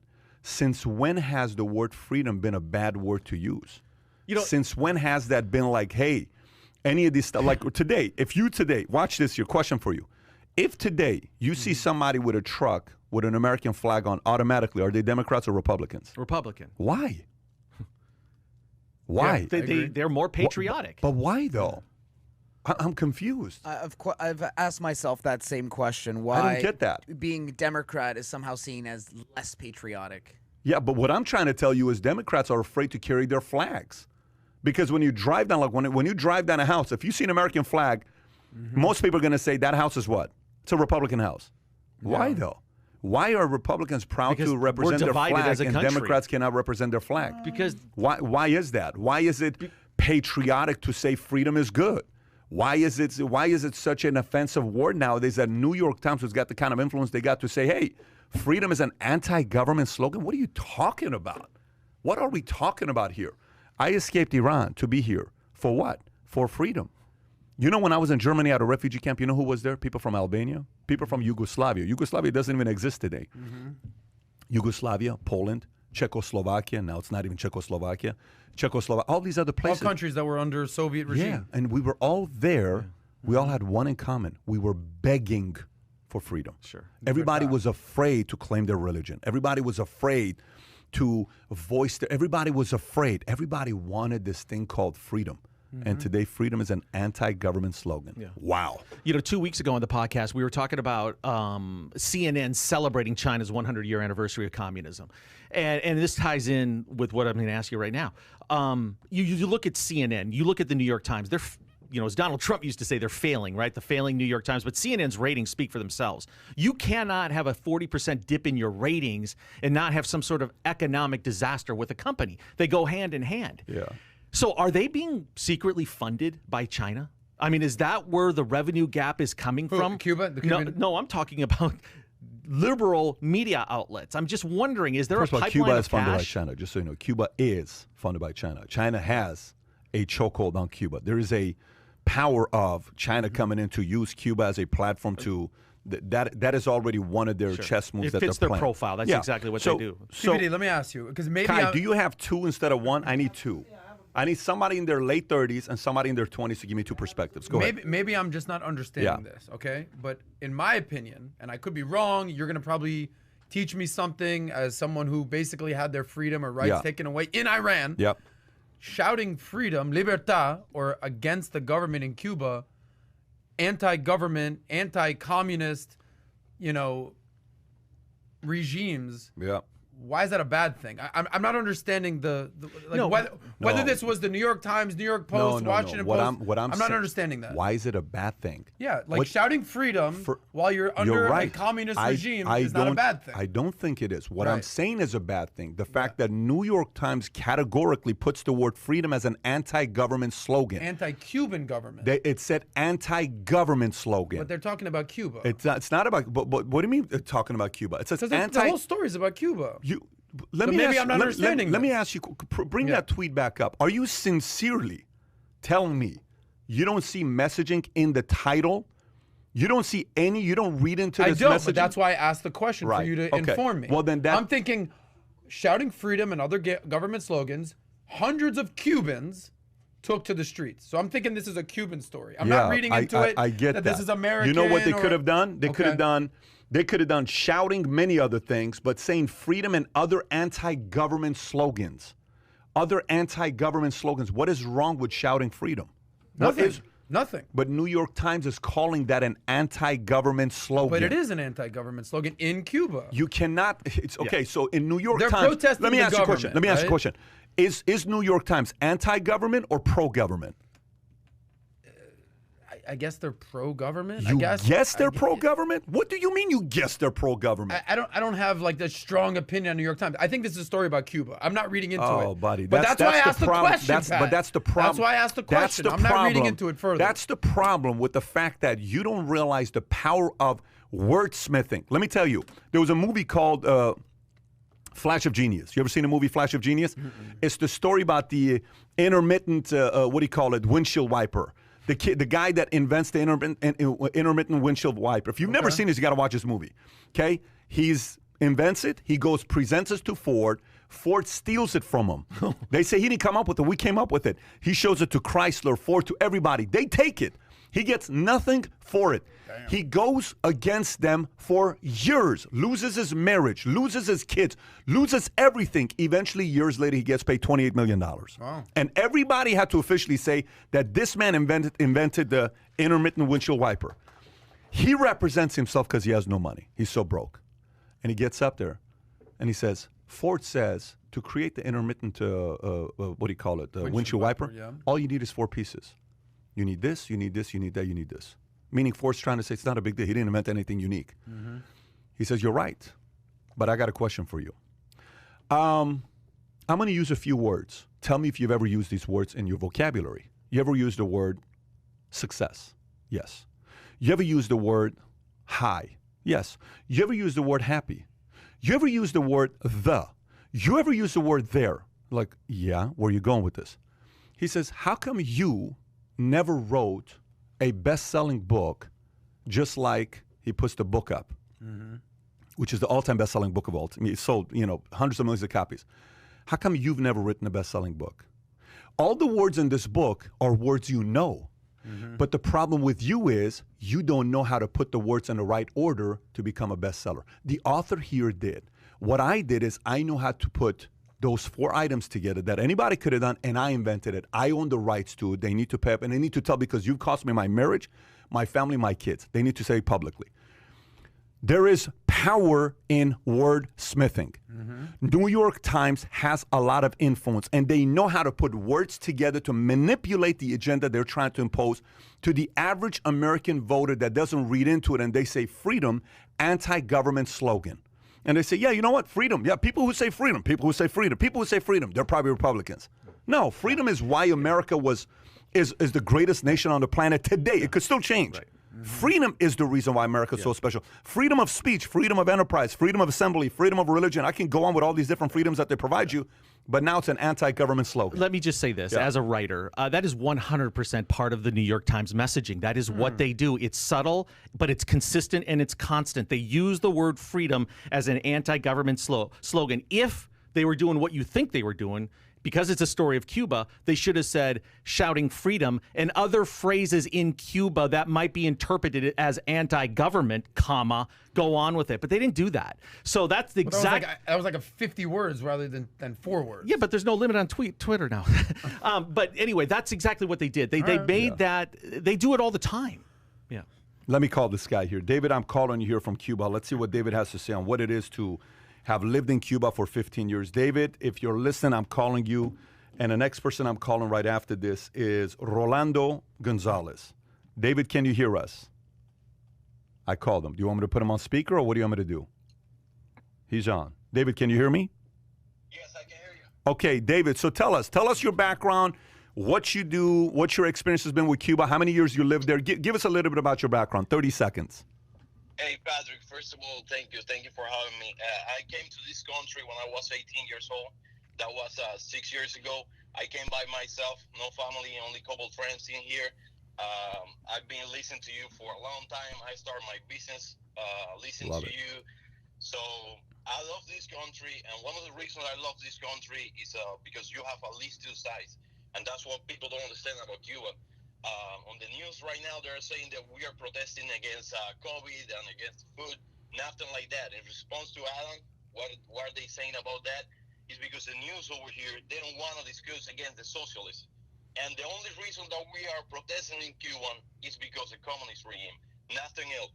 We have been, for 62 years, we have no food, we have no liberty, nothing. So right now, we're tired of all that. And I'm sorry for my English. I learned totally fine. You're good, bro. You're doing a great job. David, tell me, are you in communication with your family in Cuba right now? Yeah. So what they did yesterday, after the first day of everything going to the street, they shut down the internet. So right now they got our entire country on shutdown. So the only way that we can speak with them is paying money over here and making them pay money over there, but they cannot share anything that is happening right now. So I spoke with my mom 20 minutes ago. Much better. They got on the smaller towns. They got on the center of the town. Yeah. They got the president on the speaker shouting like everything is okay. This is a fault of the United States because embargo. There is no embargo because they still have gas. They are millionaires, and the people from Cuba are hungry, and they are ripping the people from the United States here because we have to send anything to help our moms and our family in Cuba. Like, for example, Patrick, my brother is a doctor. He used to make $40 in Cuba a month. That is the highest salary. How in much Cuba. money? $40 a month. Wait, let me get this straight. Your brother's a doctor. He made $40 a month is the highest salary in Cuba as a doctor. As a doctor. And just to put that in perspective, right now, a Tylenol, like 10 pills of Tylenol for headaches, is $100 in Cuba. Wow. It's $100. So think about that. When you guys spoke about socialism and communism and the left wing, and I'm saying this, I really like you, and it's really good to have Democrat friends because I have Democrat friends, and all that's good. That you guys are good because we need two sides. You know, sometimes we are too over ourselves, and it's good to have two sides. But the side that is running this country, the Democrats, the main guys, they're all corrupt because they don't even want to talk about Cuba right now. Because a lot of Cubans voted for Biden because of the same reason that you say, because you don't like Trump. And we don't like Trump either, but we know that this was going to happen. If we have Trump right now in business, even though that we don't like it, he was going to put a better position against Cuba.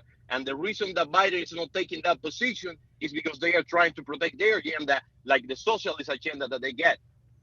So my brother was a doctor. He made $40 in Cuba, so he had to go work 5-7 days a week, and after he finished saving lives with the motorcycle that he bought making bakery in our home, so he had to go to the doctor, save life, and then come back and spend 4 or 5 hours making like small bakeries to sell. We helping my mom, helping everybody, helping. That's the only way that you can survive in Cuba. Let me ask you a question, David. When Trump announced the sanctions 9 months ago that he put on Cuba, where no American person can stay on a property in Cuba, I believe that's a Cuban-owned property. When he put those sanctions to hurt the economy of Cuba, to hopefully have a revolution where the people would go up against the government, how did the people in Cuba feel about Trump's sanctions he posed against Cuba? Patrick, 95% of Cubans know that is good because they, even without that sanctions, they are still having bad drones. For 62 years, there is nothing new. For 62 years, we have to send money from here to the Western Union, let's say. So what they do is they take your dollars, the dollar that I make, they keep it, and then they give you some monopoly dollars to the people. So right now, instead of making, if I send $100 from Cuba right now, they only give it like 80. And on paper, that doesn't work for nothing. So everybody in Cuba, don't let like the news from here letting you otherwise. Everybody in Cuba knows that we have to be harder with the dictatorship, because even though these sanctions don't affect enough in the country, they only affect the people on power. They got Jackson Ibiza right now. Castro's sons, Castro's daughter, everybody is fleeing out. Raul Castro, he took a plane yesterday to Venezuela. So I've been texting to your program like for 4 months, 4 weeks ago, Patrick, because I know that you do a lot of interviews for everybody. I've been following for a lot of years, and I hope in the future you can do something about this. The main reason that we got this socialist influence in the United States right now is Cuba. Cuba is behind Venezuela. Military in Cuba is running Venezuela. Well, first of all, David, thank you so much for giving us your perspective of where you're at, and appreciate you listening to this. Complete different perspective on what you said on what's going on with Cuba. Once again, thank you for your time, David. Appreciate you. And Patrick, hello? Yeah, I'm listening. Go ahead. Yeah, just want to shout out to my people in San Nicolas Valley. They came out to the street yesterday, but they're smaller towns. People in Havana, Camagüey, big cities is still out. And from my people here in the United States, I want to let you know this is what happened when you let people from the government take your guns. This is what happened with the government. It's too big. All this is stimulus check. That's what they do. They give you free money now, and then when they take it apart from you, 10 years, 15 years from now, you have nothing. So you cannot defend yourself. And Patrick, for the people that are saying that this is a civil war, this is no civil war, because we don't have guns. They are killing my people in the town. My people have nothing. Not even alcohol bottles with fire. They got nothing. And they kill a kid yesterday, 13 years old. The police kill a kid. And they shoot somebody on the face right next to my town. So they are killing my people. Don't let the news say otherwise. This is like Hong Kong, like everybody say. They are trying to say something different. No, my people is out the street. We don't have guns. We are trying to take the guns from the police, but we can't. We don't have guns. They got tanks. They got everybody. Everybody in the United States right now is asking for intervention, military in Cuba. We don't care what happens next. We just don't want the dictatorship there. For all that I care, I can go and take over Cuba and make Cuba the next Puerto Rico. Even if he want to stay, even if Elon Musk want to send Tesla factory and make everybody on Cuba work for the minimum salary, they can do that. We Cubans are a part of that. We don't care about the communists, the socialists. That's why everybody in Cuba is voting for Trump. Because something different was here. Every people here ask, oh, well, Cuban people vote for Trump because this situation. Every immigrant that is right here in this country right now, we have been running from a left government. Running here from the left. Oh my gosh. That's what we are right. It's tough to debate that. Now this is firsthand. David, once again, appreciate you, man. Thank you so much. Have a good one. Appreciate it. Anytime. What a perspective. Wow. What a perspective. Don't you think we really have to follow what our reaction as a country is in Cuba? Other than saying we're monitoring it. I mean, don't we have to step in and help these people at some point? Not militarily, though. The perspective that the media gives you, they tell you the reason why this is happening is because of coronavirus. Jen, what's her name? Jen Psaki. She said it's because we need to send them more vaccine shots. That's why they're protesting. They're not protesting vaccine, buddy. This is not a vaccine protest. This is not a COVID protest. This is they're sick and tired of a doctor making $40 a month, and Tylenol costs $100 for 10 pills. Right. You kidding me? And you heard what he said about the gun thing, where police killed a 13-year-old yesterday in the city, in the town right next to the town he was living in. Complete different perspective. I'm going to call the next person here.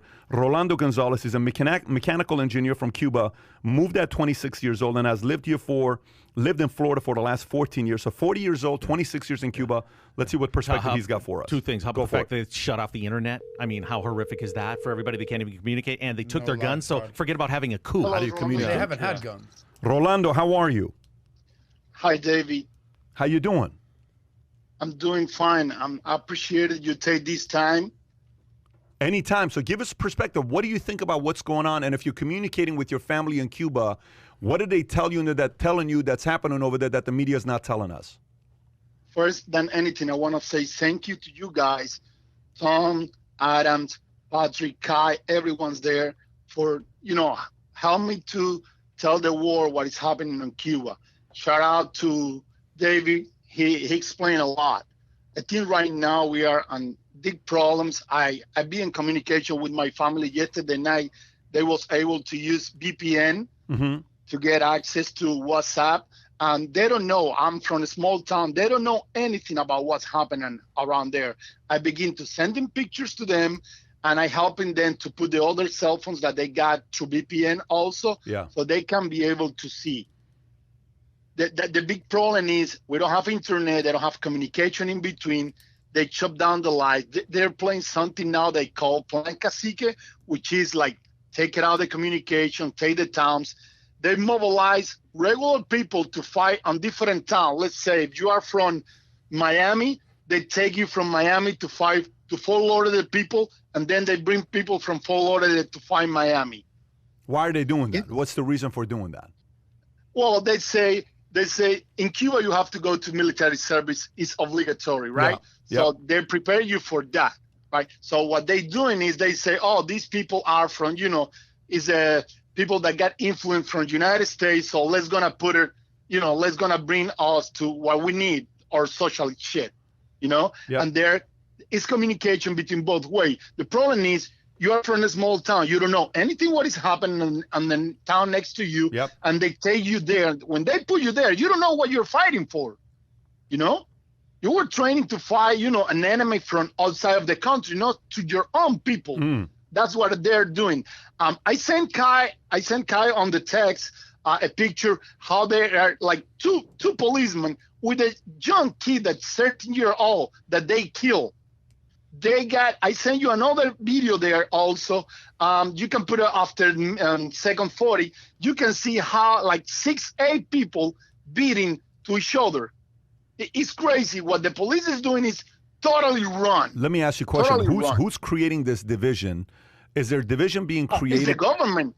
It's the government. So how are they pinning people against each other? What's their method of pinning people against each other? Okay, so they go to your home, says, okay, we got an intervention and we need you be a part of this one because you're part of the reserve, right? They take you, they put you in another town. You don't have any news. You don't know anything. Like the same. You was talking about that news there that was totally wrong. It's the same with CNN. Yesterday night I was saying, what is this? They're getting the information so wrong. They don't get the right information. Everything that David said before was right. He was totally right. They're manipulating the information, going in and out. And here, the left is doing the same. Let me ask you this other question. When you are somebody that lived in Cuba for 26 years, you've been here for 14 years, you're 40 years old. I'm assuming you got a family, right? You're a family man yourself? Yes, sir. Okay. Yes, sir. How do you see what's happening in America? Do you see any similar trends with what's happening here with what happened in Cuba? Do you see any similar trends? Oh, definitely. Definitely. I would say something pretty, shout out to Ben Shapiro yesterday. He said something pretty good. Let's take the people who doesn't love America, send them to Cuba. And let's bring the people who love freedom and bring them here. Yeah, to do that, that's going to be absolutely impossible because AOC will have a very hard time selling her $20 sweaters for $60 in Cuba because even a doctor couldn't afford to buy her sweater in Cuba. Anyways, thank you, right. Rolando. One question for him. Yeah, go for it. Sure. What's your name again, buddy? Rolando. Rolando, un pregunta. Yes, sir. Other than the COVID, right? Obviously, that's changed the world. What's different now between 5 years ago, 10 years ago, 20 years ago? Socialism, communism, Castro, they've been there. What's different now other than COVID?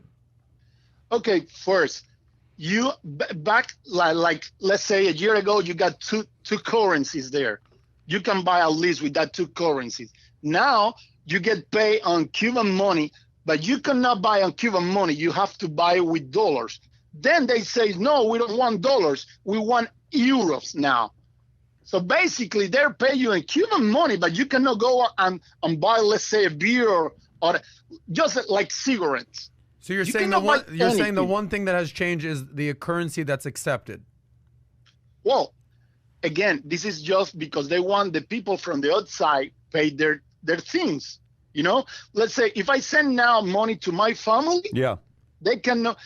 Let's say I put it here, $100, $130. Yeah. My family get $100, but they don't get $100. They get it in Cuban money. Same right? thing David said, by the way.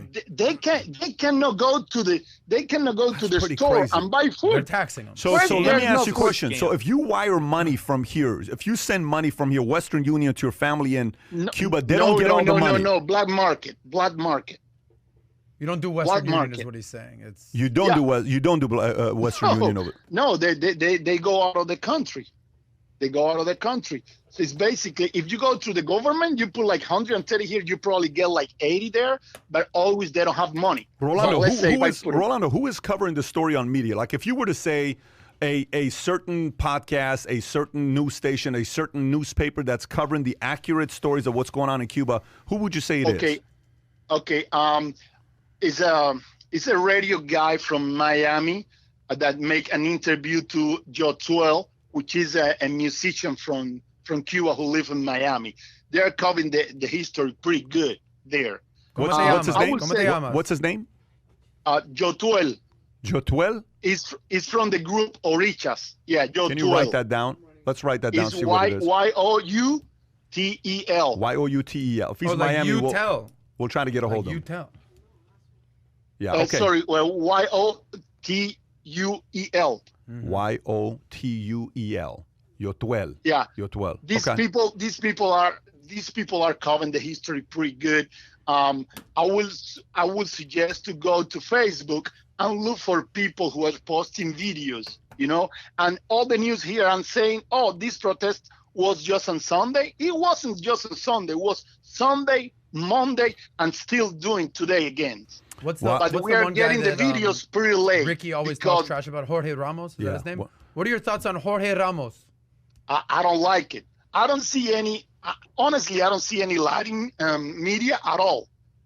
You don't see any what? You don't see any what? Oh, you mean for Univision? Yeah. Like Latinos media, no. Yeah. No Univision, no Telemundo. Let me ask you a question. Why that? are so many Latinos in America not supportive of what you stand for? Why are so many Latinos in media who escaped socialism, who escaped the experiences they had, why are they not supporting, and I'm not talking about everybody. There's a lot of people that are. There's a lot of people in media that'll say it's not fair what's going on. And by the way, that could be on the left and the right. You heard what Rubio said yesterday. You heard what the mayor of Miami, Suarez, said yesterday.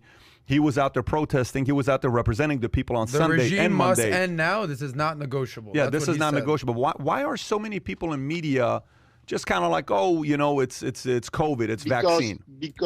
Because first thing is, Patrick, language is a huge barrier, and a lot of people is coming from Cuba. They don't speak English. Even my English is pretty bad, but I can understand everything. People doesn't speak English, so the only way that they That's have a to very see powerful is point. whatever they see on media. That's a and powerful Telemundo point. is Univision. That's a very powerful point. I will say, guys, I know what you're doing. I follow you guys, and I think it's pretty good the way that you're doing. Honestly, I open Google every morning, read the news, and the other way that I do is just go to your podcast. Well, that's great to hear, and we appreciate the support. Rolando, thank you so much for giving us perspective on how things are going right now in Cuba, and we wish you and your family nothing but the very best, man. Appreciate you. Thank you. Thank you, guys. Take care. Bye-bye. Thanks.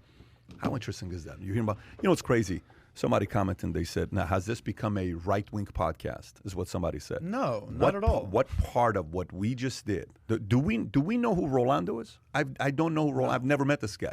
Do I know who David is? I've never met David before. randos. We're getting perspective of what they're saying, but because the story and the narrative they're saying doesn't match what Telemundo, what Univision, and what CNN, and what MSNBC, or what some others are saying, this is automatically a right wing versus a group of people that are independent thinkers. Yes, you may be a little bit more center left. Yes, I may be a little bit more center right. Yes, you may be a little bit whatever different feelings that we have. But automatically, look where identity politics goes. You automatically go, that's what this person is. That's what that person So is. let me just say something here. I'm born and raised in Miami. I've grown up with Cubans, born and raised in Miami. I mean, I lived up until moving up to Boca, a mile outside of Little Havana. Tons of Cuban friends. I know the mayor very well. I have tons of Cuban friends. And this is nothing new, meaning they've been They came here in the late 70s, early 80s. Obviously, people came here in the 1950s after Castro, but people I know have been here for a long time. This is nothing new in regards to we've known what socialism and communism has done to Cuba and Venezuela for years.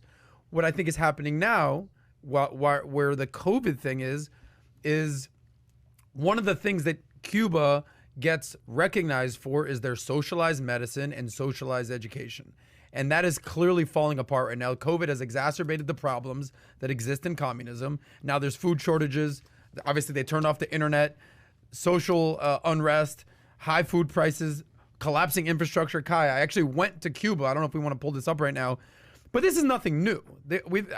Miamians have been talking trash about Cuba forever. So here's a good little story. It's a nice facade of what's going on. They got the nice cars, basically from the 1950s. It looks great. And this is the town center. Kai, we can just keep going.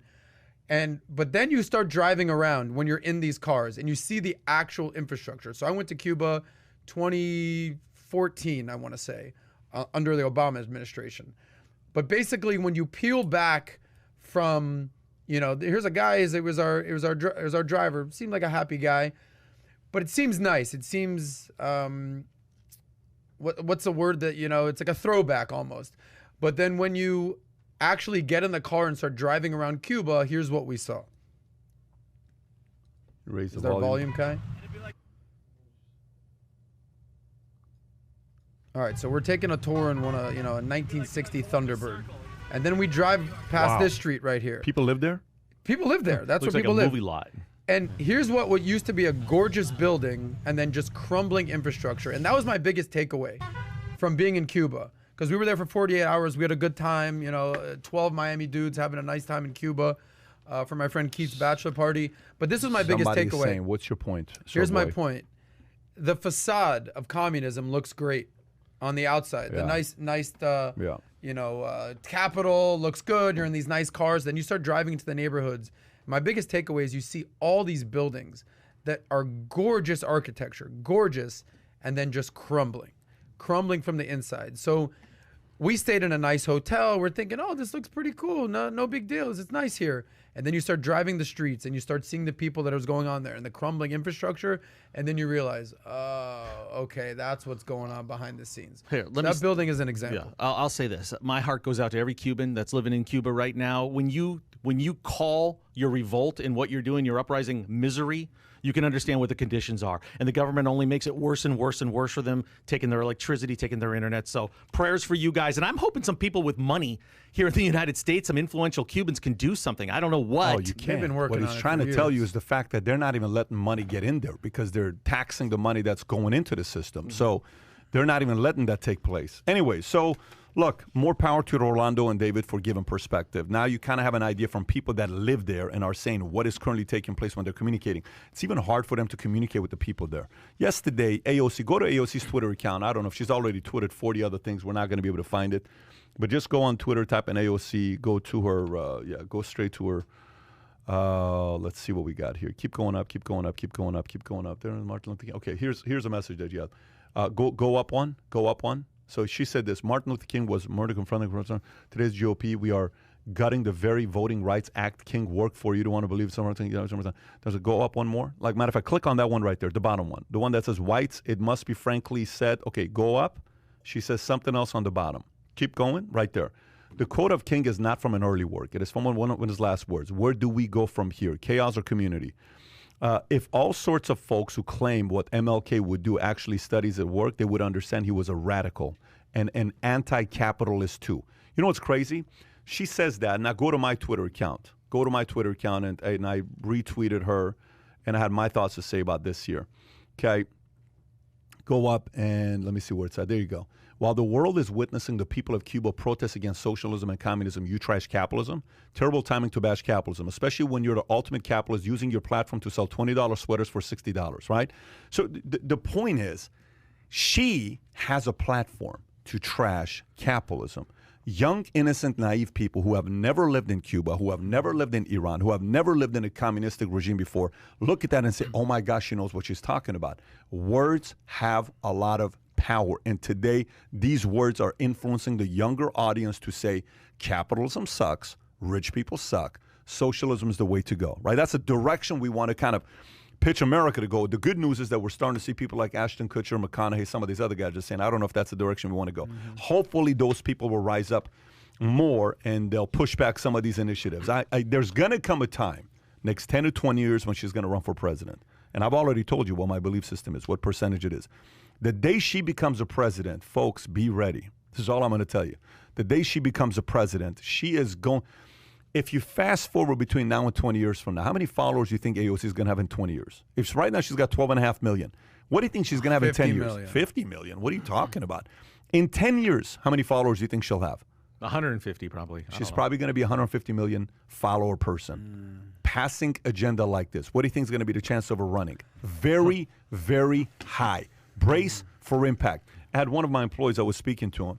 I said, so house family, house kids, how's this? He said, you know what, my wife and I made one decision. What's that? We're not going to have kids. So why not? I said, to be honest with you, we talked to the family about this. This is a conservative family. I said, why are you not having kids? He says, Pat, with everything that's going on today, why have kids when we know whatever we do to raise the kids, the school, the media, everybody's trying to shape their way of thinking that we can't win that battle. Did you see the video that I sent? I don't know. By the way, I think that's a horrible perspective. It's not. I don't know who said that, but it's not. I think that's a. I think that's a cop that's a out. decision a couple has to. Yeah, that's What fine. I don't know saying who to you, said it. I don't know why they said it. It is a. I think that's a cop out. First though. of all, I'm having 4 kids. You think I'm Exactly. sitting there agreeing with the guy? What I'm trying to tell you is the fact that people are afraid of having kids because they're worried about how dangerous it is right now. Like if right now, you know in the next 10 to 20 years a person like AOC is going to be president, you excited about it? No, I wouldn't be excited about it, but that wouldn't prevent me from having kids. Not saying you. That's like a doomsday scenario. He's Not like a prepper. you- Whoever not- that is like a prepper. Not you, but Yeah. there are a lot of people who are educated, smart people who are worried about what the future looks like. The only reason somebody's not having kids today is because they're worried about the next 10, 20, 30 years. Look, I get the guy's perspective. I mean, look, yesterday I'm flying here, and you know, I get married. I don't get it. I get so many questions. A week ago, my daughter Ivana asked me, "Hey, Dad, do you think we're gonna have to wear masks next year at school?" I said, "No way. Look, California's open right now. It feels normal. Everything's great. There's no way." Yesterday, they announced masks are saw that. mandatory. I saw that. And then they did an about face later, I think, and they said that every school district's going to be able to make that decision. I was so depressed when I heard that. I mean, they're coming after these kids again. They've already robbed a year and a half of their life. Literally, they've taken it from them. But the kids are never going to back get to it school back. in Yeah, well, of course California. they are going I'm back to asking school. you. They are going back to school. And they yes. were not in school. Like your kids were not in school all last year in California. They didn't go back to school until April, and then it was like 1 or 2 hours a day, 1 or 2 days a week. But So- at least for right now, I know school doesn't start till August, September. yeah, but the plan is they're going back full time, but they better not be wearing masks. That's all I can say. But California can impose that on them if they wanted to. It's that simple. California can say, you know, they're going to be not wearing masks or wearing masks, having to do that, and they have nothing to say. You can't say nothing can't. about that at all. Larry Kudlow has a story that came out. Let's go to page 8. Here's what he had to say. Larry Kudlow is with Fox Business. He said, "We are fighting for the souls of America, for the soul of America. We are fighting for the very soul of this great country, and there's no better way to do it than to compare the ultra blue state of California versus the ultra red state of Florida. California had some of the hardest COVID lockdown measures, while Florida was among one of the first states to reopen way back in May of 2020. California's economy has a 7.9% unemployment rate. Florida is below 5%. California has a 13.3% top income tax rate. Florida does not have an income tax. California has amongst the biggest homeless population in the country. Though it has only 12% of America's population, California has 1/4 of America's homeless." Let me read that one more time. Even though California only has 12% of America's population, California has 1/4, 25% of America's homeless. Florida is America's freest state, according to Cato Institute survey, #1 in fiscal freedom, #1 in educational freedom. Cato dubs California one of the least free states and flat out dubs it the most croniest state in the union. New York Post columnist Kylie Smith says, again, the most croniest state in the union. Croniest means people who are able to buy politicians in that state to get any agenda they want to get past it. Adam, you're a big Larry Kudlow guy. What do you think about what he has to say about this? Yeah, I actually, you know, he's on Fox Business. He was at one point for a brief stint for like less than a year, Trump's economic advisor, is on his council. Look, you talked about being a wordsmith earlier about the New York Times. Larry Kudlow did some wordsmithing here, especially stats or wordsmithing. Relax, stats relax. wordsmithing? Let me. Can I? You call stats wordsmithing? Can I say my point? But you call Would you stats call- would you- wordsmithing? I'm asking you a question. Can I say my point? You Words- usually ask me what's my point. But Yeah, I'm about to get to my point. I'm so I'm not curious talking to about the hear. stats. Tell me I'm saying, the stats. Here's my note. Since you so rudely interrupted, sir. Tell us. I said he's right, but it's over dramatic. As an example, here's my problem with him. Yeah. The ultra red state of Florida. Are you willing to say that Florida is No, ultra Texas red? is ultra. But by the way, today, Texas isn't even ultra red. hear me out. Today, many people would say Florida's more red than Texas today. Many people would say Florida and Texas have switched in the last 18 months. I don't specifically agree on with that. COVID. However, I I'm don't. just I see telling the you what argument. people He are may saying, have been yes. saying the government is ultra red. But let's hear your brilliant point. DeSantis Continue your is point.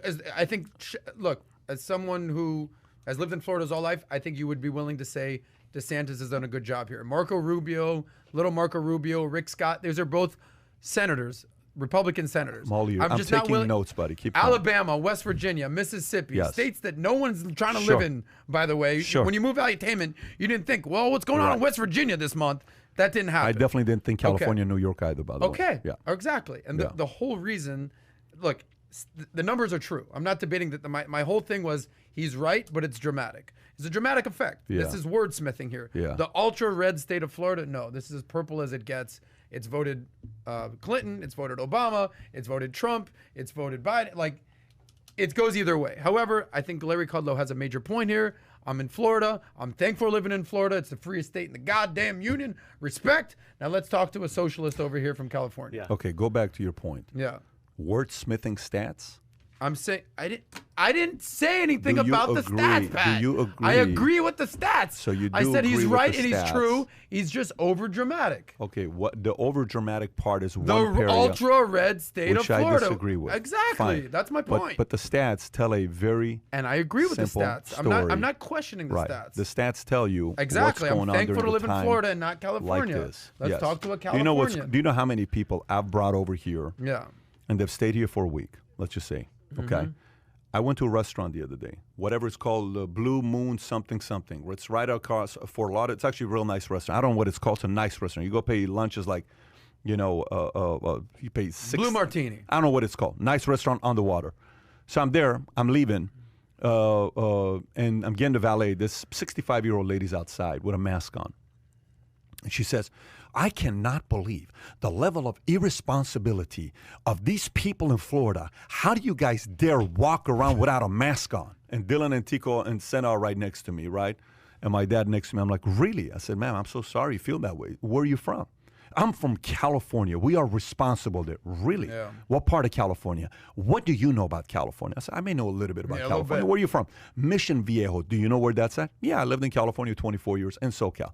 Okay. I said, you know what I've noticed about Californians? She said, what? I said, I've noticed in Californians, whether you're left or right, you're miserable today. Why? Because the ones who are on the left, who believe everybody should wear a mask, they think everybody's an idiot who doesn't wear a mask, and they're so bitter. And the ones on the right are so bitter today because they don't want to be forced to wear a mask. California has become bitter county. And there's a lot of people that are bitter like yourself. And nobody can make anybody happy in California. That's why a lot of people, man, from your state are coming to states like Texas and Florida.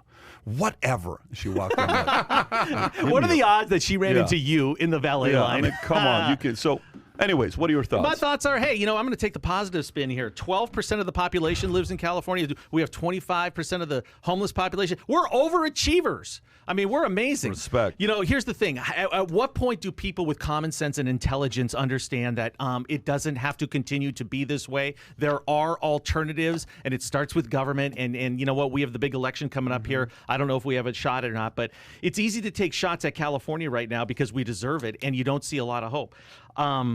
He's also very good at getting the attention. He said that he sees Florida and South Florida replacing Wall Street. I just don't see that happening. Do you? I mean, could you actually see? It would take this state, like not state as a state of Texas. It would take the current state of economy in New York to stay like this for a decade. Mm-hmm. If it does, it can happen.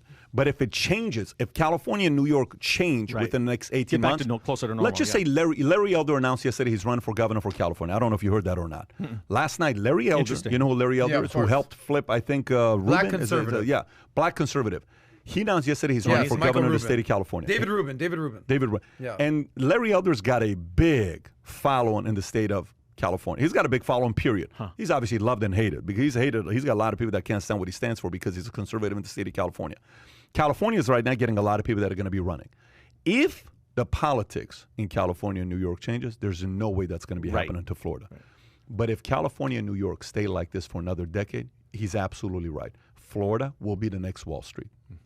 Well, I actually went down and did an episode for Valuetainment Economics at an event called ROI Miami, and the whole theme was, is Miami becoming the next Wall Silicon Street, Valley? yeah. And basically all these tech entrepreneurs, Wall Street types, Silicon Valley types, investors were, coming to South Florida as their new haven to get away from what was going on in California. It's ironic because there's another story here about the global venture funding and basically saying, you know what the next Silicon Valley is? Silicon Valley. It's basically saying, sorry, Austin, sorry, Miami, but funding for companies in the Bay Area jumped 93% in 2020, which gave Silicon Valley its second consecutive $20 billion quarter. It's still by far the largest tech hub. So 10 years from now, maybe. But right now, Silicon Valley is still Silicon Valley. All right, so let's talk about the last story here. We'll wrap up. I really want to touch that Djokovic story, but Kai, to touch that story, we're not going to listen. I want to touch it so bad. I want to touch it so bad. You have no idea. I'm just going to give the Business Insider title, is all I'm going to say. This is all I'm going to do. I don't know, Pat. I'm not reading. It's a Business Insider, which is a left-leaning newspaper website. No. They're left-leaning. Please. Of course they are. No, time out. They're You're not left-leaning. making that Business argument. Insider? Novak Business Insider? Novak Left. Djokovic says he might refuse to be vaccinated against the coronavirus because the world, number one, is opposed to vaccinations. That's the title of the Business Insider story. If you haven't read it, I suggest you go read it. Having said that, let's skip the story to the next story. Let's talk about what our friend, Adam's best friend, Donald Trump, had to say about Facebook and Twitter. He recently decided to sue those guys. This is a Reuters story. Trump sues Facebook, Twitter, and Google, claiming censorship. Former U.S. President Donald Trump on Wednesday filed a lawsuit against those guys, as well as their chief executives, alleging they unlawfully silenced conservative viewpoints. The lawsuit filed in the U.S. District Court of Miami alleged the California-based social media platform violated the right to freedom of speech guaranteed by the First Amendment of the U.S. Constitution. Trump is seeking class action status for the lawsuit, meaning he would represent the interests of other users of Twitter, Facebook, Google, YouTube, who allege they have been unfairly silenced. He filed 3 lawsuits making similar allegations, one against Facebook, Mark Zuckerberg, one against Twitter, Jack Dorsey, and one against Google, Sundar. Okay, thoughts on this lawsuit? I'm going to shock you. Let's hear it. But actually, I'm good with this. I hope he... I'm glad you are. Yeah. I mean, because we've So talked meaning about this before. you support this. Meaning, if there's anything that I'm not a fan of, Yeah. is the big tech overreach that's happening in this country right Yeah. now. Conservative voices, they're running off to platforms like Parler and other platforms that are happening right now. I'd like to see where this goes. At the same time, these private companies are going to be able to say, look, we could do what we want. I know Trump has not been a fan of Section 230. Either is Biden. Section 230 is the thing that's big up for debate. But I'd like to see where this goes from here. However, here's my prediction. I know you talked about you don't want Trump to run. You think he's going to run. I'm going to say I think Trump is 1,000% running in 2024. But I actually do not think he has a chance unless he actually wins his lawsuit and can get on these platforms. Without Twitter, without Facebook, without YouTube, without all that stuff, he doesn't have a chance. Way too early to say he doesn't have a chance. There's so many things that can change in this country. My biggest takeaway from this is how he claims that Facebook was in cahoots, essentially, with the Centers for Disease Control and Fauci, and to advance only the narrative that the defendants and Dr. Fauci subscribe to. I think you mean Fauci. Yeah, Fauci. By the way, he's 80 years old, by the way, and the highest paid government employee. So there you go. I want to watch that because now what are you hearing? All you're hearing about is the Delta variant. Yesterday, we already mentioned about the mask going back on the kids. I'm worried about where things are going with COVID because they've used it in the past. They're going to weaponize it again, and I'm scared. What do you think, Pat? I think, Trump has sued 1,900 people prior to him running for president. He's used to being litigious and suing people. What that means out of his 1,900 lawsuits, like is he going to win or make any kind of a headway? I don't know. I don't know if anything's going to take place over there. There's too many people that would love for him to not have the freedom to voice his opinion on Facebook, Twitter, and YouTube, and those people are on the left. Now, somehow, some way, I will give you timing, and I'll give you a prediction here. You ready? I'm going to give you the craziest prediction here, and I think I'm going to be right. When did Pfizer announce that their vaccine is ready. It was like right after the election. 2 days after the Yeah, election. yeah. You know when Trump's going to be free to have Facebook, Twitter, and YouTube back? A day after election. Midterms? Not midterms. The next 2024. He will be back on Facebook, Twitter, and YouTube in December of 2024. That is my prediction, and I'm sticking to it. Okay. And the people of power, no timing. They've done a great job with it strategically, manipulative, dark, dirty, but they're going to play that card, and they're going to say, yes, let's drag out this lawsuit. Mr. Trump, you won, but December 2024. And by that time, you're 78, which means for you to run at 82 will not happen. That means we will never get a second term with the President You don't Trump. think that they're cunning and conniving to Not do at all. I something think like they're your that, friends. would you? They're Of course. yeah, so that's my prediction. Anyways, folks, we are back again this Thursday podcast. If you enjoyed the podcast, give us a sub. We are, again, 33,000 subs. So if you enjoyed today, put a thumbs up. And thanks to Ronaldo and David for their perspective Yes. on Cuba. Hopefully, a lot of progress will be happening there. Stay tuned to Thursday because you said you have a big announcement coming Friday. This Okay. announcement's going to be made, and it'll be a topic of Okay. discussion. We'll be talking about this a lot. We're all excited to hear what I this announcement cannot. is. It's going to cost me a lot of money, but I'm willing to put my money where my mouth is because I think this is something that's necessary for America today. Great show today, guys. Yes, fantastic. Really enjoyed Nice it. job. Thanks, All right. everybody. Take Thanks, care. everybody. Bye-bye.